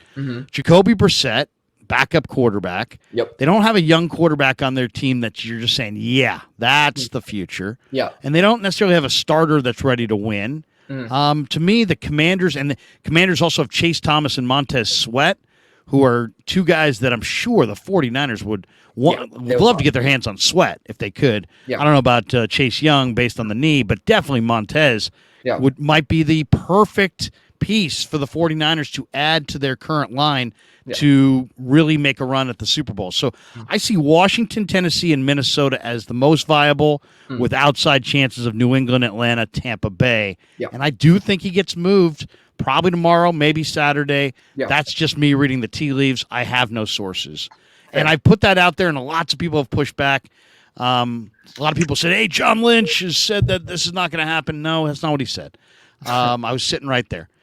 Give Yeah. me you're in Texas, so Mhm. you and I have not huddled on this. We have not had a meeting about this. We have not had any prior conversations. Mhm. I'm just throwing the Trey Lance trade question to you. Yep. Do you think they're going to keep him, and this is all big smokescreen, and they're going to have this Darnold, Purdy, Lance QB room, Yeah. or are you with me and you believe that they're going with Purdy and Darnold and a rookie and a more clearly defined quarterback room, and they're going to move Trey this weekend for draft capital that they Yeah. can turn into players immediately? How do you see the Trey stuff going? I think no matter what, Trey's gone. I think whether it's traded this weekend or whether it's traded by the deadline when Purdy's starting to get back to health and they can maybe have a nice quarterback competition, I think he's gone. I don't. Well, to be fair, they talked about Trey Sermon being an integral part of their offense before cutting him, so I don't really fully trust. Yeah, they're Yeah, say what they say. In other words, yeah, yeah. And to be fair, that's just part of sports business. We see sure. that We love you what is till his it's time to go, yeah, right? exactly. Exactly. I mean, you just got to do what you got to do in sports business. It's very unfortunate and something I don't like about it, but you know, you got to do what you got to do. It's business, not personal. But I do think Trey Lance is going to be going. I think that in a thin quarterback class, the demand is at an all-time high, and probably by mid-season there will be an injury or two with a team that wants to compete. So I can guarantee you there's going to be demand this weekend and probably up to the trade deadline. So he'll be gone. Um, Give me some players before we let you go. And dude, Yeah. seriously, I just want to say, this is the first time we've met. Yeah. I love your content, and I would love it if we could do another hit with you at some point later on this weekend because you're great. You do some Thank great you. stuff. I like your stuff. Thank you. You have opinions on all these guys. It seems well researched. As somebody who knows personnel, I feel like I'm talking to somebody who also knows personnel. Thank Give me a player or two that you like, and why don't we go a couple different positions? The Niners Sure. are looking for an offensive tackle. They have Colton McKivitz. Yeah. Give me an offensive tackle that they've got 3 picks within 4 of each other, 99, 101, 102. Give me an offensive tackle that you think is going to be on the board there at the end of the 3rd round, beginning of the 4th, that you think, man, that guy fits their system. I can see it. Yeah. Do you see one there for them So that you like? there are two tackles that I think could possibly be there. That's going to be Wanya Morris out of Oklahoma, and he's just a consistent starter, someone who didn't really take the full step up, but he's certainly far from a liability. He definitely is in that tier 2 of tackles in this draft. Like you had those tier 1 first rounders, and this is definitely that day 2, tier 2 type of guy. And Right. then a sleeper who I think he might go a bit earlier than maybe he should, but somebody who I fell in love with at the Senior Bowl, Nick Saldiveri out of Old Dominion. This dude's Yes. a mauler. I love this man. And also, I might be a little biased. Old Dominion uniforms look great. So The white and the baby blue, and sick. I love it. But dude, Saldiveri did have a couple highlights in the practices yes, where it's like, dude, look at this guy wall people off. yes, He's 6'6", 316 pounds. He's from a tiny town in North Carolina, Parkwood High School. He's a redshirt junior. There's a lot to like. This guy also ran track in high school. He threw the shot and the discus. I started as a freshman on the offensive line at right tackle. Yep. Just a real nice player. This year, one of the best players in the Sun Belt, and then he went to that Senior Bowl and he showed that that was not too big of a stage for him. He really shined.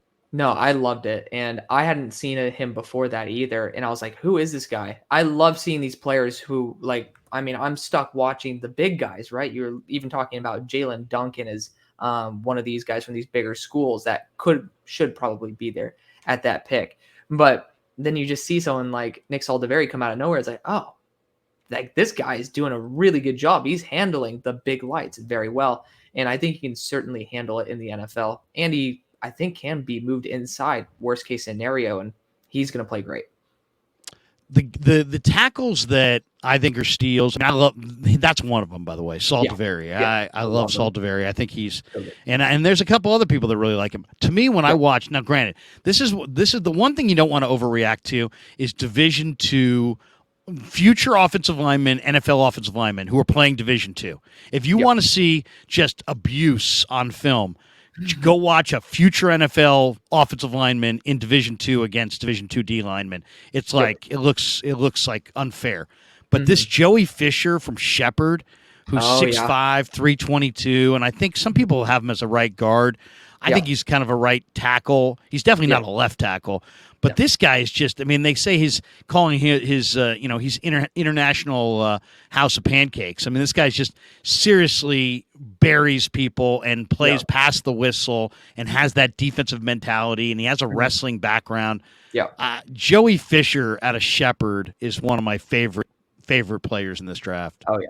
No, I think I would love that for the Niners too, because it feels like a proper value of where Trevor Penning, like it's like if Trevor Penning was like a tier from northern Iowa or whatever.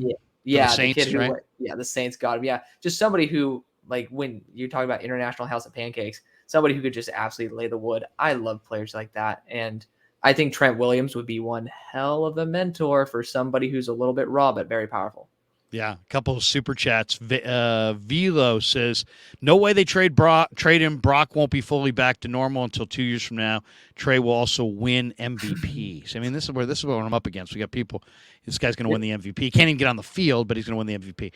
Daryl Smock says, "I love you, Larry, but you're wrong. Trey isn't going nowhere." So we got just a lot of people here in the Bay who are very, very invested in Trey and what the Niners paid and his story. And they just, even though he's undefeated in the regular season and has 2 playoff wins, it's still like, hey, he ain't good enough. This guy, this guy's going to be better. The other 2 tackles I really like, I like Alex Palczewski from Illinois, another guy with a wrestling background. And the guy who I think is kind of the sleeper offensive tackle is McClendon Curtis, who is more of a guard. He played left tackle this year for Tennessee Chattanooga. 6'6", 325. This guy's never left Chattanooga. I think he's born and raised in Chattanooga. He went to Tennessee Chattanooga. But as far as, 6'6", 330, long arms, academic All-American. I mean, this guy's a academic honor roll, and he's got the perfect frame. And he played left tackle, and I think he's more of a developmental right tackle. Man, if you can get McClendon Curtis, I think you could be looking at, Spencer Burford at right guard and McClendon Curtis at right tackle for the next 10 years. Oh, I mean, I love the idea of taking a raw player and giving Trent Williams as their mentor. So I really don't think, unless you're getting somebody who doesn't look like they know how to play the game of football, I think that it's one of those spots. We were talking earlier, and I was saying about Jalen Carter, there's certain situations where I think players can have the highest probability of being a success, being a boom. And I feel like when it comes to raw offensive linemen, that's Niners are the place to go. You're always on the move. You have a great mentor. It's just a really good place to be. Yeah. I mean, seriously. I'm sure there's a number of guys they'd be thrilled to come to the 49ers. All right, one guy that I really think was a good fit for them, and if they could trade up into the second round, I think they would draft him. But I don't think they can get this high unless they somehow make some miraculous move, and that's Isaiah Foskey from Notre Dame. Foskey was at their local pro day. He's an Antioch kid. He went to De La Salle High School, but he showed up at their pro day. To me, that was like, wow, maybe they promised his agent they would try to trade up for him. But who's your, you mentioned Isaiah McGuire from Missouri. I think this is one of the best, deepest edge rusher classes I've seen. Foskey, amazing. Ojulari from LSU had a great year. Derek Hall reminds me a ton of D Ford. Byron Young from Tennessee, very special. The SC kid's good. The Louisville guy, Diaby's special. Zach Harrison is interesting. McGuire from Missouri. Andre Carter from Army didn't have great workouts, but he's interesting. KJ Henry, Nick Hampton, Fajoko was the defensive player of the year in the Mountain West for the Spartans. Jose Ramirez, Tyrus Wheat from Mississippi State, Tavius Robinson from Ole Miss, Lonnie Phelps from Kansas. I mean, Baldonado from Pitt. I mean, there's a ton. B.J. Thompson from Stephen F. Austin, Incum, Ali Gay. I mean, there's just so many guys. There's a ton of edge rushers in this class that, for even after the draft's over, there's going to be some interesting guys. Who do you like? Who's your Man, favorite? Who's your favorite day 2 and day 3 edge rushers? Who are the guys that jump out to you? it's a loaded question. So Isaiah McGuire. So I was talking about him earlier. He used to be my number 2 player in the draft. You watch the pure tape. This man is 275, has incredible speed to power, and he also has a lot of technique. My issue with him started with the offseason. I follow him on Instagram, so I'm watching who he's working out with. I used to train at a certain facility that NFL prospects used to train at. Like it was the first time it ever happened was like Dwayne Haskins, rest in peace. It was like him, Greedy Williams, like these guys were working out there. You're working out with the best. The best players, the best prospects usually go and train with the best professionals. He really wasn't doing that. I saw the players he was working out with. I didn't really think they were of the caliber that he should be working out with. And to me, I'm like, okay, that is what it is. But when it came to the Senior Bowl, it started really showing that way. I started seeing him like regress, so to speak, in his play. So that's why I think I have him now at 46. It's like I have those reservations, but I still think the tape is the tape. He made Broderick Jones look awful. And I think that'd be a great addition if you're able to put him around a really good environment to be able to grow properly. I think you can get back to where he was when I fell in love with him earlier in the season. So that's my day 2 guy. You like McGuire. How about day 3? You got a day 3 guy? So I mean, and do you agree with me that this class is crazy deep? Yes. That's why I'm like trying to think. So a day 3 guy before he returned that I loved was Richard Jubinor out of Troy. I know I don't know if you've heard of him, but no, but one of my favorite players in this entire draft is Carlton Marshall from Troy. Okay. We got to talk about him at some point. So Richard, Jubinor, yeah, I see him. He's 230 pounds, redshirt junior. Yeah, no, he was really awesome. I liked him a lot. But I mean, when it comes to it, I think if Brenton Cox Jr. gets his head right, there are some reps where he is sitting tackles on their butt. And he's extremely powerful. He's 250 pounds as an edge rusher. You talking about the Florida kid? Yeah. Does it bother you that he got dismissed from both Florida and Georgia's program? That's what I'm saying. He got busted for weed at Georgia, but then he also got kicked out of Florida's program. Do you know why he got kicked out of Florida's program? I think he didn't necessarily get kicked out. I think it was a mutual agreement because he was like mad at the role he was playing. And it's weird. So I normally would get on a player. Like that's why I have Jalen Carter at 11, right? Like I put work ethic to a very high degree, especially maturity. But when it comes to this team, I saw Gervin Dexter have absolutely zero work ethic whatsoever on the field. Did not try at all. A lot of these Florida players looked like they were playing at 50%. I have no idea the reason why, but I felt like there was more of a culture issue at Florida than it was a personality mentality issue. So I think that's a great call because I don't feel like they've shown up for their bowl games the last few years. No, I don't believe so. And I think that I'm going to be optimistic and say that Brenton Cox, he will be there on day 3 for that reason you listed, being pretty much dismissed from 2 programs. But the on-field talent is worth taking the risk if you have a later day 3 pick. That's interesting. I'll have to study him a little bit more. And I got to go check out the kid from Troy. My buddy used to scout in the Southeast. He's like, Krug, you got a small school in the West Coast. You could probably skip it and you'd be fine. You skip Troy State in Alabama and you'd be fired. He's like, your ass is fired. I mean, it really is true. Oh, yeah. How about DBs? Give me a DB, either a safety. I mean, the Niners, I think, are going to pick 3 DBs. Yeah. I think they're going to take a slot corner. I think that's their number 1 need. I think they're going to take an outside corner for depth. And I think they're looking for a physical, tone-setting, difference-maker safety. You got to remember this. They lost Jimmy Ward. They lost Emmanuel Mosley. Those guys are true alphas. They were just not just great football players. Those guys were alphas. Those guys were true leaders. My favorite guy for them is Clark, who's a slot corner who plays bigger than his size. He's 5'10", 180, but he plays big. The other kid I like is Starling Thomas, the 5th out of UAB. Smart kid, athletic, super. To me, those are 2 of my favorites. Give me and I love Jair Brown, who's also on the Bruce Feldman Freaks list. Did I be picking your guys? I like Jair Brown, man. He didn't run a good 40, right? He ran 4.6. But I don't care about that for safeties because it's more about instincts. It's the same way that Afonga fell through the cracks. People looking at 40 times. Give me some DBs that stand out to you that you're like, man, get these guys. So unfortunately, the safety class is razor thin. I actually have 5 of my top 10 safeties who decided to return. So RIP to that one. But Jair Brown, you mentioned him. I was all excited to get all giddy up on him. His play, he certainly looked a little bit slower on the field for sure, but MVP of the Rose Bowl against Utah. he was awesome. And I was a big fan of the safety last year that came out of Penn State, Jaquan Brisker. I think went to the Bears. He's pretty much the on sale version, so to speak, or the clearance section version of him. Like big hitter. And what I love about him, I actually saw a rep where it was actually a comeback route. He stood right in front of the wide receiver. I could tell that he was reading the hips properly, and he jammed the wide receiver at the top of the route and shook him off his route. I love that. Maybe it could be illegal contact in the NFL, but we're seeing guys like Sauce grab dudes 24/7. I mean, at this point, you kind of have to do what you have to do. I thought he did an excellent job for especially the fact that he ran, I think, 4.58 at his pro day. Like, he did a good job maximizing his ability, and I feel like he will be one of those guys who will be a steal.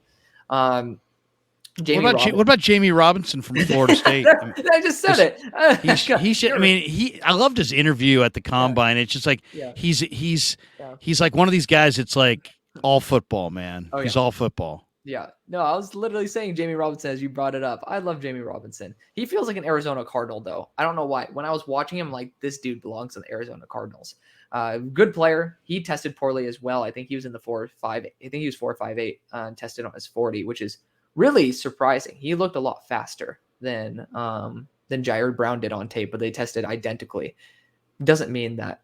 I mean, play speed matters more than anything, but Jamie Robinson's a fun player. He's going to be more scheme specific. If I'm going to look at how I broke down his grades, his run support is absolute butt cheeks. But besides that, I mean, I think he'll be an asset. I think he's definitely somebody. There's a significant drop off after him before I have guys like Ronnie Hickman and Trey Dean, where I think they're more support pieces. I think Jamie Robinson in the right role could legitimately make an impact. 2 day 3 safeties. I got to get your thoughts on Jervarius Owens from Houston. You know, they looked at him a couple times. They did a conference call with him. They had a meeting with him. The other guy that when I watched the film, I'm like, this guy can play for me every day. Brandon Hill from Pittsburgh just loves to just truck people. And I just think that John Lynch, as one of the great headhunters in the history of the NFL, when he puts that safety film in, he doesn't want grab and drag tacklers. He wants guys who are just going to separate you from the football. And I realize that we're kind of moving away from that with all the way the league's being officiated and so on and so forth. But Brandon Hill may not be drafted. I'm looking at a mock that has him at 198, and he's only 5'10", 193, but that guy hits. But give me your thoughts on those two guys, or if you like a day 3 safety. Yeah, so I haven't watched Owens too much in depth. Obviously, I watched him in person when he came here to SMU, so I got to see that. Never really popped off to me. Of course, when do safeties really ever pop off unless they're being targeted? So it's a valid counterpoint, but I'd probably not the best to speak on Owens, but Hill reminds me a lot of like the way Paris Ford did, that mentality of just a big hitter. I'm a big fan of Pitt safeties. I was a huge fan of DeMar Hamlin. Glad that he's doing all right. And then Paris Ford, man, I don't know what the hell happened when he ran a 4.8 40. I mean, I with a sprained ankle could probably run a 4.8 40 at this point. But, you know, I love that big hitting mentality that Pittsburgh has. Definitely one of those guys will probably be a UDFA. But I feel like he's one of those dudes who could stick to a 53. I think he has that mentality and that big hitting ability that, you know, you might want to bring in on certain rundowns, especially, and have them just crash down into the box. You got a day 3 corner that you like? I mean, I think it's very likely they're going to go for, a couple corners, both a slot corner and an outside corner. They brought in a ton of these late round guys. Luter Jr. from South Carolina, from South Alabama. They brought in the kid from Appalachian State, Stephen Jones. They've brought in Bolden, I believe, Isaiah Bolden, Jackson State. And there's a bunch of day 3 corners. Some of them have good size to them as well, that are really interesting. I mean, I think this might be, a good draft to take some flyers on some of these corners on 3. Is there any that stand out to you?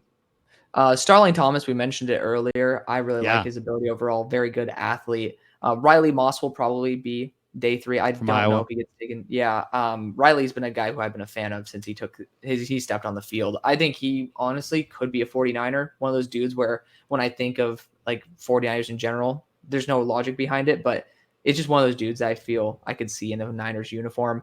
Other corners, I don't know if Jalen Jones goes in day 2. I love From Jalen Jones. A&M. Yeah, from A&M.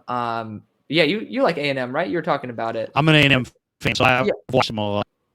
there you go. So I love Jalen Jones. He's actually number 27 on my overall big board. I fell in love with this man. He tested out Good, poorly, a but big corner. I mean, he's a big big corner. corner for sure. Big corner. Yeah. Started at Ole Miss, right? Or he I finished at Ole believe Miss. Jalen No, he Jones. finished at A&M.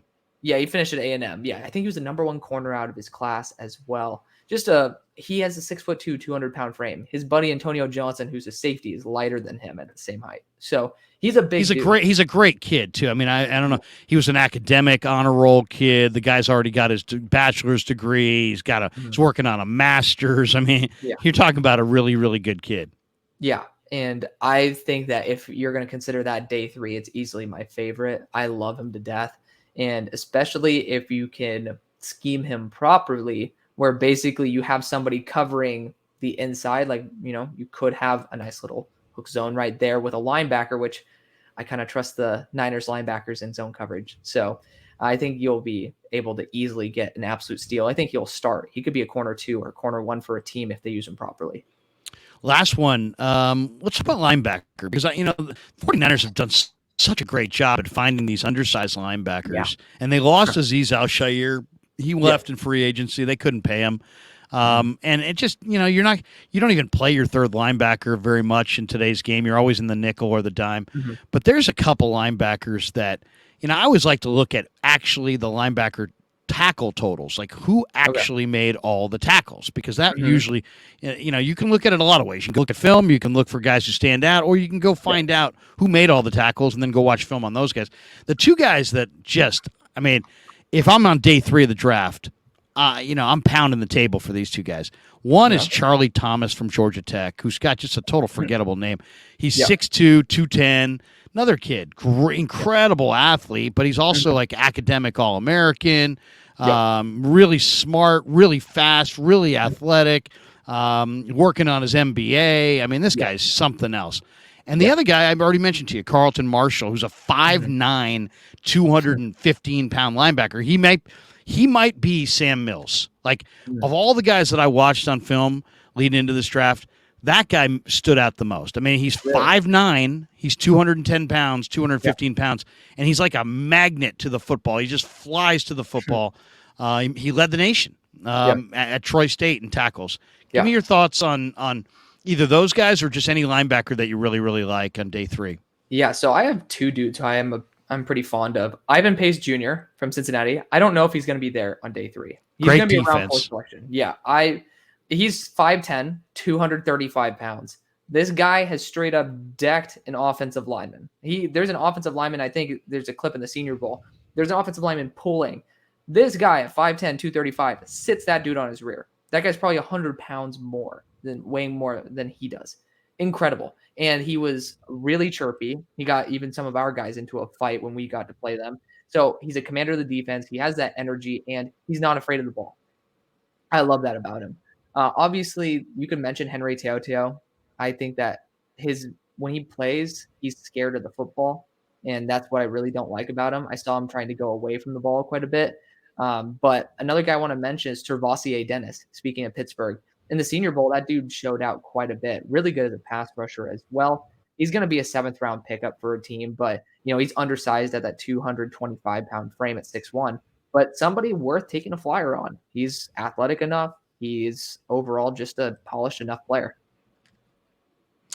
2.0 says, if Atlanta, Tennessee, or Minnesota don't make a move for Trey Lance tomorrow, I think the secret got out and the league knows that Trey can't throw a spiral. We need Levis to go to another team early tomorrow, maybe Seattle. Well, there's a lot of people that are very concerned about Trey Lance's future, and I've got a wager on it because I said they were going to trade him, and now everybody's going to hold me to it. So, hey, Alex, good stuff, man. Tell people, we got close to 500 people in the room still hanging out. We've been going for an hour and 43 minutes, so we're going to let you go. It's almost 11 o'clock out here on the Yeah. West Coast. That means you're in the Central Time Zone, so it's almost 1 a.m. your time. So I'm going to let you jet, brother. But tell Appreciate it. people how they can find you, and we'd love to have you back maybe on Sunday or Monday to to pick your brain on what the 49ers did Yeah. and whose draft you thought really was successful. I love your content and let people know where they can go to find it. Yeah, I appreciate that. That's really kind. Thank you. You guys can find me on YouTube at Hail Mary Sports, and you can feel free. I mean, it says it right there. Can't miss out on it. And then, of course, I'm on Twitter as well. If you follow Larry, then we already have something where I'm already added in. So feel free to check that out as well. If you guys like the draft content, I'm going to be already jumping into 2024 stuff. So feel free to check that out as well. Going to be adding in sports betting as well as fantasy. So if you guys are intrigued with that. And I also have mediocre Madden streams because don't expect too much, but I just want to have fun. So yeah, lots of fun coming. I just want to enjoy it. Again, Larry, I really appreciate you bringing me on. It was really fun being able to get to know you and chat. And then, yes, I will more than be happy to come back and let you know all my thoughts on all the players. Dude, excellent stuff. Everybody go follow him on Twitter. Go check out his YouTube thing. Go like and subscribe his YouTube channel, Alex Barber, Hail Mary Sports. Alex, have a great rest of your Thursday night, Friday morning, and I'll send you a DM. We'll figure out a time, get you back on later this weekend. We really appreciate you, brother. Absolutely. Thank you again. Have a good one, y'all. You too. There you go. Alex Barber. I liked him, man. I liked him. He has his opinions, but I like the fact that he's conversant and he knows the players. And he contacted me and said, "You know what? I'm all over this, and I'd love to jump on your show. I've been watching you for the last 6 months, and I think a lot of your dialogue is really cool, and I thought he was good. So I'd love to hear what you guys think because obviously the audience, people are saying smart dude, awesome stream, hella good from Mo, Dusty Gold." Great knowledge from both of you. Great info, Alex. Yeah, good stuff. All right, we have a bunch of starred chats, and I've got a few more thoughts that I want to share with you guys, and definitely want a few more of your comments. I want to know this. Who was your big winner tonight? Who was your big loser tonight? And give me your number one takeaway. What did you take away from this draft? What did you take away from round one? It could be the broadcast. It could be the players. It could be the commissioner hugging everybody. It could be, Mel Kiper's hair. It could be any angle you want. I'll tell you one that I really, non-football angle that I tweeted this earlier, and maybe some of you follow me on Twitter saw it. I'm a huge Susie Colbert fan. I just think that she's really good.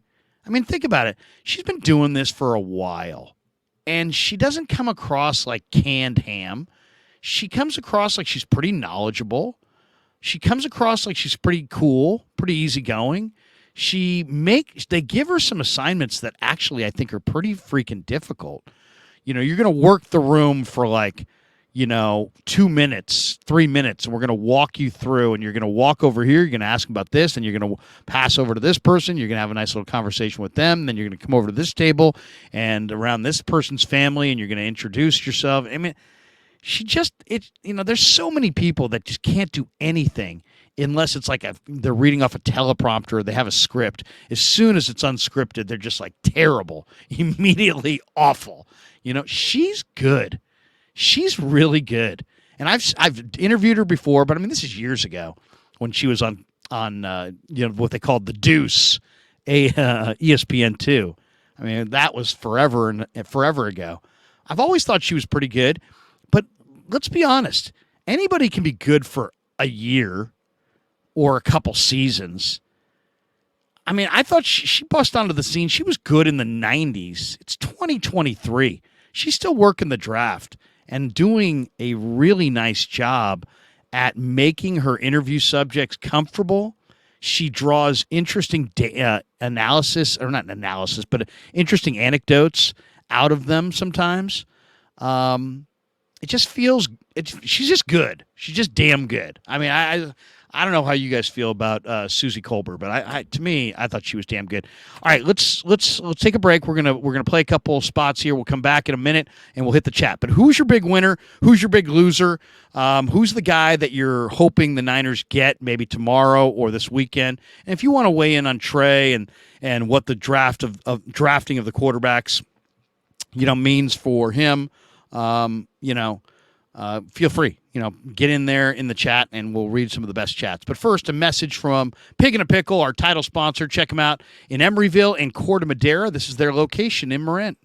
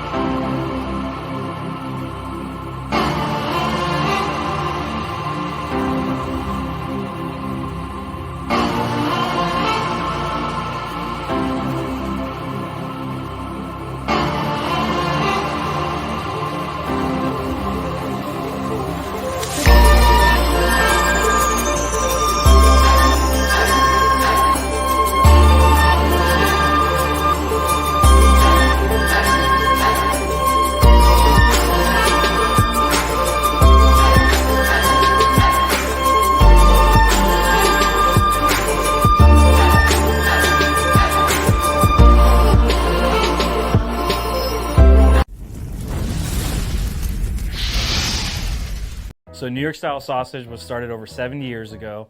We are the largest producer of fresh Italian sausage on the West Coast. What makes our sausage in New York style is really the recipe came from back east, from New York, from Connecticut. If you look at all of our labels, there's maximum 4 or 5 ingredients, which we're really proud of. There's no preservatives, no MSG, fresh in, fresh out. The pork comes in fresh, goes out fresh. There's never any freezing throughout the process. We've always used fine quality cuts. We're never gonna deter from that. It's one of the reasons why our sausage is so good. I guarantee you put our sausage up against anybody else's from a flavor standpoint, no one will beat it, hands down. And do yourself a favor and do me a favor. Go buy a package of the New York style Italian sausage. Guaranteed you will love it, guaranteed.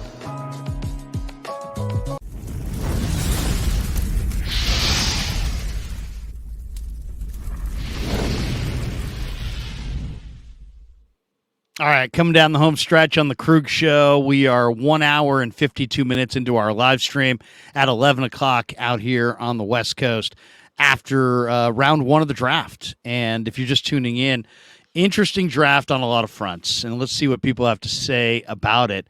If you said to me, big winner, big loser, I'll say the big winner. I think the Colts are a big winner getting Anthony Richardson. I really do. I think Anthony Richardson's really special. I think the Seahawks are a big winner getting Devin Witherspoon. I thought that was a phenomenal pick. Witherspoon's tremendous. I thought the Eagles kind of gambled on Jalen Carter, and then they went with Nolan Smith late. They went with two uber talented kids from Georgia. We'll see. We'll see if it works out. I mean, last year they went for a couple Georgia players, and neither of them had a huge impact. So we'll see if Carter's kind of got some red flags attached to him, some baggage there, some maturity issues. But if he plays hard and they can get all the talent out of Jalen Carter and all the talent that exists in Nolan Smith, Eagles are a big, big winner. I like Jahmyr Gibbs, but, I mean, let's be honest. Detroit totally reached. Gibbs should have been a second-round pick. Campbell was probably a late second-round pick. They took both of them in the top 20. So I think, Dan Campbell and Hopkins, they fall in love with guys. But I do like what they're building in Detroit, and I love Gibbs as a player. But Campbell was nothing but productive. But I just think there's better players. And I thought those guys, they took those guys easily around before they should have been taken. I thought Tampa getting Kalijah Cansey. Granted, I'm a huge Kalijah Cansey fan, but I thought that was a phenomenal pick. I thought the Ravens, Eric DeCosta is one of the great GMs in the sport. They always play it for value, and they always seem like they get value falling into their lap. Today they needed a receiver. Zay Flowers fell to them at 22. 4.4 speed, probably the best receiver in the draft. It's not a great draft for receivers, but the Ravens had to have a receiver, and to have Flowers fall in their lap at 22, that's pretty good. I thought they were winners. So those to me were the big winners. As far as the losers, I thought Dallas, going with Mozzie Smith over Michael Mayer when, Mozzie Smith, big, strong, incredible, but he's a two-down player. So even if he's an awesome run stuffer, okay, the money down on defense is third down. He's trotting off the field. So I don't know about that. In the first round, if this were 1995, maybe. I think the Dallas is caught in a time warp. So to me, Mozzie Smith's really exciting because he's so big, so strong, so explosive. But he's not really a pass rusher. He's just a gigantic, hulking run defender. So I thought Christian Gonzalez to the Patriots, who traded back, that's great value. I think a lot of people thought Christian Gonzalez could be a top 12 pick.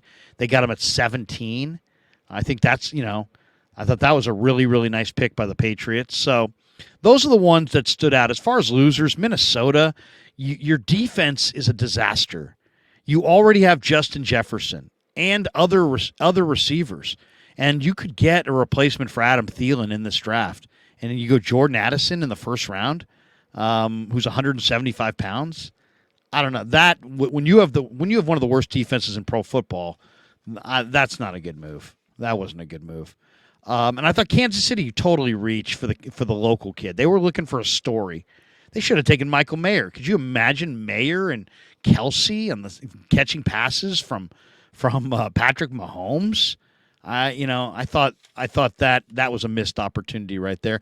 The Atlanta pick of Bijan Robinson, I think there'll be a lot of people that pan that, but I think Bijan Robinson's going to be a 1,200-yard back as a rookie. So I don't know about that. I don't know if I'd be in a huge rush to rip them.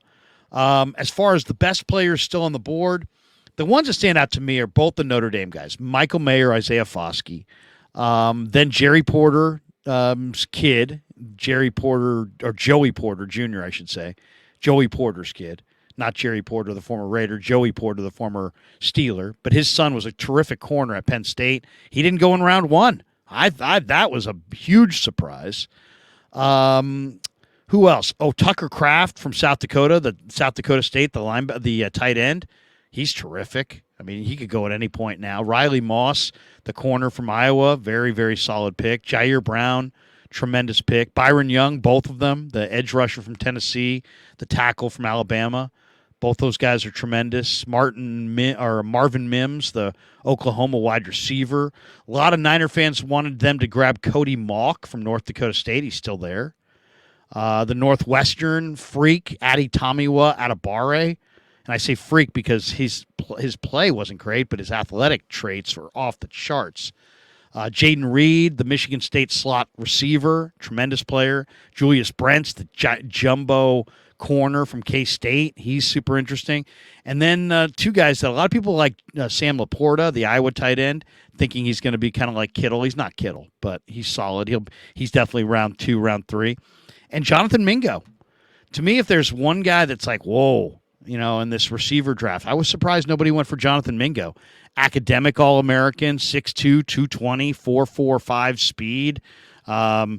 Makes crazy catches around defenders, plucks the ball with his hands. Look at the receivers that have come out of that place. DK Metcalf, A.J. Brown, Elijah Moore. I think I'd look real hard at the Ole Miss receivers. And I know Mingo didn't have the best year production-wise, but, man, look at his highlight reel. He is something. Now, granted, I said earlier Hakeem Butler had a great highlight reel, and he he didn't have a great career, and he's not even in the league. But I think Mingo's going to be in the league. I think he is. All right. Let's go to this. Let's go to the chat. Let's see what people have to say in the chat. Victor DeMarco. Krug, do you think we can get up in the second to get Michael Mayer? Probably not without moving somebody. You know, you're not going to trade your 3 threes and get up. You'd have to probably move Lance. Doesn't seem like it, does it? Doesn't seem like they're going to be able to get up that high. Dusty Gold says Larry just wants a kiss from Susie Colbert like Joe Namath. Larry's not inebriated like Joe was. Thank you, Dusty. Yes, you read my mind. I just want to kiss you. Isn't that his line? She's like, oh, Joe, well, thanks, I think. Did I ever tell you my Joe Namath story? Have I ever told you guys my Joe Namath story? So I'm at a radio convention, 1994 in New Orleans. I'm at a party for CBS Sportsline. It's a catered party at the top penthouse suite of the Sheraton in downtown New Orleans. It's the National Association of Broadcasters convention. I'm hanging out with a guy named Kenneth Dotson, who ran CBS Sportsline at the time. And they had this huge party, and Joe was their star guy. He was kind of like their they were based in Florida. I think he was obviously based in Florida. And so they brought Joe. He was like, the guy hey, we got Joe Namath here. Well, the party was this awesome catered party. They're making like Cajun crepes and just awesome. Just imagine being in New Orleans at a 5-star hotel in a suite where they planned for a party of 300 people and 33 people showed up. And I'm sitting at a table. This is 1994. I'm sitting at a table eating these incredible crepes that had oysters and shrimp and lobster sauce and just, all this incredible. Anybody's ever been to New Orleans, between the onions and the peppers and the spices and the Cajun, just amazing. It's an amazing food place. So I'm having the greatest crepe I think I've ever had in my life. And there's 33 people at a party where 300 people were invited because there was some other party at some bigger party at the exact same time, and everybody went there instead. So I'm sitting there with Joe Namath, and I'm eating the most incredible food. It's open bar. I've had 3 or 4 drinks. Joe's schmoozed with all 33 people, 5 times over. And he's like, hey, bro, can I sit down next to you? You look comfortable. I said, sit down, Joe. And we start talking about, living in New York City and, being the talk of the country and the fur coat and the cover of the magazines and Raquel Welch and what it was like to be Joe Namath in the late 60s and early 70s. And I start asking him questions, and I ask him a few more questions, and now I got a few more people gathered around. Before long, it's me asking Joe questions. People are literally, there's a cameraman there who's filming it. And it was just awesome. Joe, with a couple of cocktails, just telling stories. And the funny thing is he was the color analyst at the time for Central Florida football. And, I'm asking him about Raquel Welch and being, this iconic star in the late 60s and what life was like back then and his guarantee to beat the Colts in Super Bowl III. I mean, it's Joe fucking Namath. It's one of the most amazing nights. And he wants to talk about this hot shot quarterback because he's like, so you're a former football scout. He's like, you're a young guy. He's like, well, you gotta, I'm going to tell you all about our guy. And who was he talking about? Dante Culpepper. He was the color analyst on Dante Culpepper's college games. And this is before Culpepper came into the league. He's like, you got to see this kid. He's a freshman. He's 260. He can throw at the length of the field. I've never seen anybody with the kind of talent that this kid has. Dante Culpepper, Dante this, Dante that. And I'm sitting there asking him about Raquel Welch and partying in New York and guaranteeing that. And he's like, what was I going to say? Well, we were going to lose? I came out and said we were going to win because I thought we were going to win. I'm like, damn, it's like one of the most famous guarantees in the history of American sports. And it was just amazing. So, and I just lucked into it because it was supposed to be 300 people. Instead, there was 30, and the food was so good and the drinks were free that we were hanging out for a couple hours. So I think we were going to another party later that night. And Joe was bored talking to everybody, and finally he's like, started talking football with me, and I started showing interest in Culpepper. And then the next thing I know, we're talking all kinds of things, and just an amazing night. And I remember going back to the hotel with some of the people I was with, and they're like, dude, do you realize that we just sat at a table with Joe Namath, and he told stories about, everything from guaranteeing the Super Bowl victory to, living in New York City and being the toast of Manhattan in the late 60s and 70s. He just basically talked to us for 2.5 hours. Like, one guy's like, that was the most entertaining night I think I've ever experienced covering sports.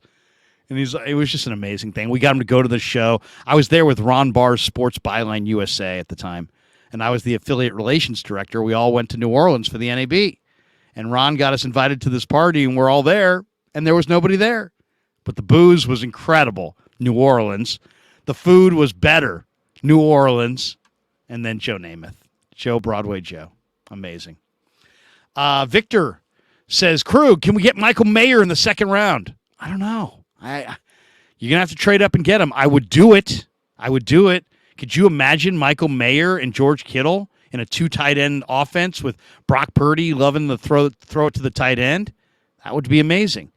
Victor says, Krug, do you think we can get Mayer in the second? Yes. No, I don't think they can get him in the second unless they somehow make a deal. I think he's gone in the next 10 picks. If he lasts beyond the next 10 picks, I'll be shocked. He's going to go between 30 and 40.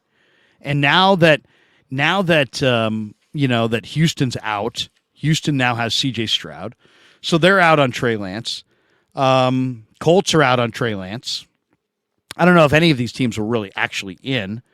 To me, the only 2 teams that really make sense to be in this year would be Tennessee, because Rand Carthon's planning big changes there, and Tannehill has no more guaranteed money on his deal. And this would be a great time for them to switch jockeys from Tannehill to Trey. So I think Tennessee does make a little sense. I think Washington makes the most sense. If you could somehow get one of those edge rushers in a day 2 or day 3 pick, I think that makes a lot of sense. Your argument would then be, hey, look, you're putting Montez Sweat or Chase Young opposite Nick Bosa on a line with Eric Armstead and Javon Hargrave. No more explaining needs to be done at that point. Niner Dad 2 says, or 2-1 says, what's up, Larry? What's up, Niner Dad? Joey Nichols says, love Anadike Uzuma. Outstanding power, burst, and bend. That's funny because we're watching the highlights of him at the end of the first round, and they're like, Kuiper's like, doesn't have great burst. I don't know, man. I think he's definitely a productive player. I've watched film of him, but to me, there's guys that have better burst that were still there. PKTSDC, Larry, knowledge overwhelms me. Yeah, and it just means I don't. Think about all the things I don't know, because I'm spending all my time learning this. Val Ramos said Larry got that 4K cam. That's right. You like the 4K? Brand new 4K cam. It's nice. I'm telling you, if you ever do this, go get the nice camera. Jerry Milady says, Larry, you're the best. Your passion is awesome. Thank you, Jerry. Appreciate you, brother. Eric L says, story time with Larry and the hooker. Don't get me going. Daniel Shabazz, Cajun crepes. Nice. Ever been in New Orleans? Damon Bruce and I went to dinner in New Orleans when the Niners were at the Super Bowl against the Ravens, and we booked this place called Cochon, which is a 5-star awesome place. And the waitress comes over, and she's like, have you ever been to Cochon? We're like, no. She's like, well, you have to start with the fried alligator. And I'm a risk taker, but not that much with food. But I'm like, it's New Orleans. And it was a 5-star place. Now, if this had been some disaster place, there's no chance in hell. No, we're not going to go with it. But it was 5-star. It's a 5-star restaurant. So I'm like, all right, yeah, bring us the fried alligator. And they came out. It was kind of like really awesome chicken nuggets. but a little longer. Maybe a little bit more gamey than chicken, but good. I mean, like really good. If anybody's had fried alligator, it was absolutely phenomenal. Dusty Gold says, Broadway Joe, all those women in fame. Larry was giddy and wanted some juicy stories. No luck, Larry. Now Larry was smashed with Joe. We had a good time. Man. And we walked back and we were like, dude, we just spent 2.5 hours chopping it up and drinking with Joe Namath. The Car Gods. Trey Lance at the strip club again. Alex brought that up. I don't. To me, that's just normal. Maybe that's not normal that I'm saying that, but I'm not saying that I live in strip clubs. I'm 53 years old with 4 children at this point. But when I was 20, what can I say? I've been to strip clubs. I'm guilty. I'm convicted. I've been to strip clubs. I don't see that as like some kind of like, people, he said that like that was like some disaster.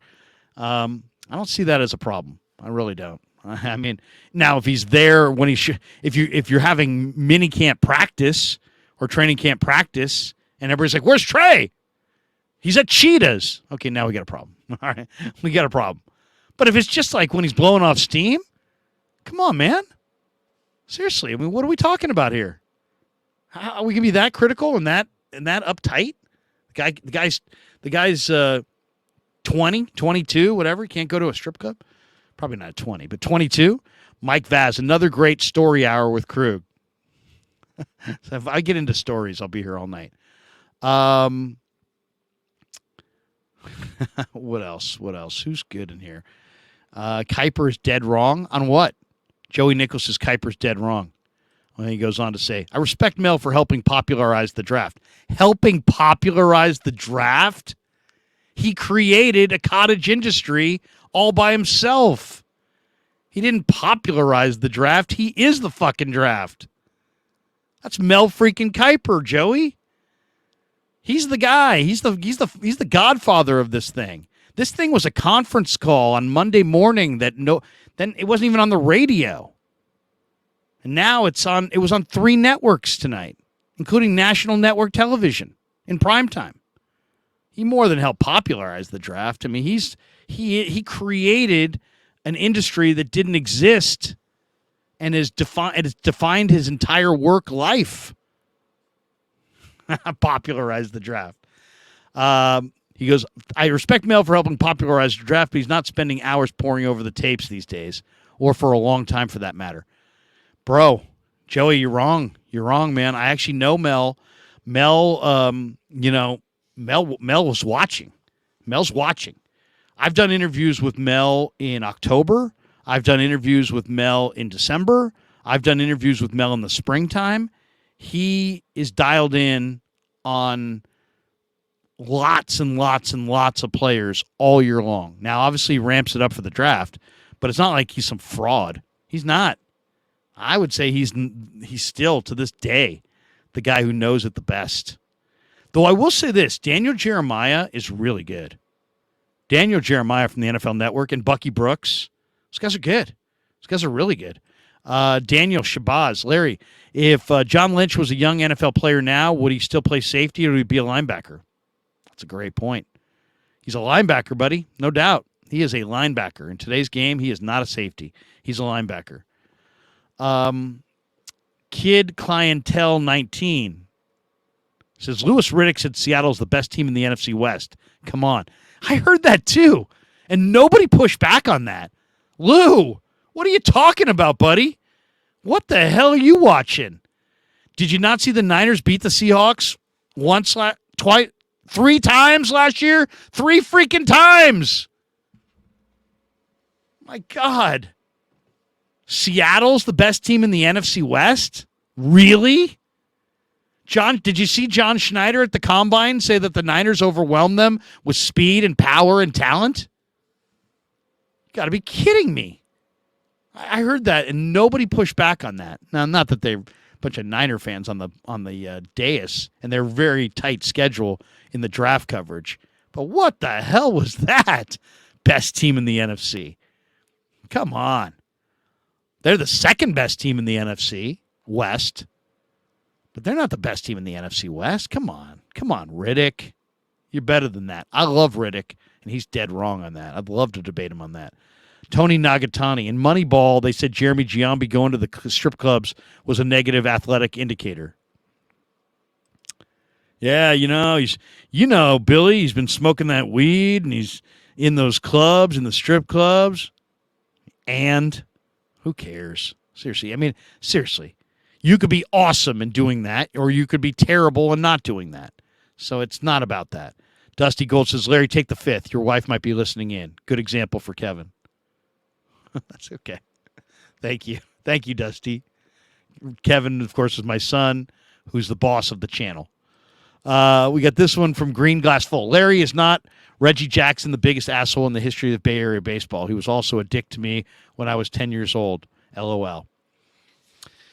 Reggie's just like when you get him in a certain mood. I never told you this story, but one of the very first radio shows I ever did, I was doing a weekend show on KMBR, and I feel like I'm having a good show, and the producer at the commercial's like, dude, you got a call in here. I'm like, who is it?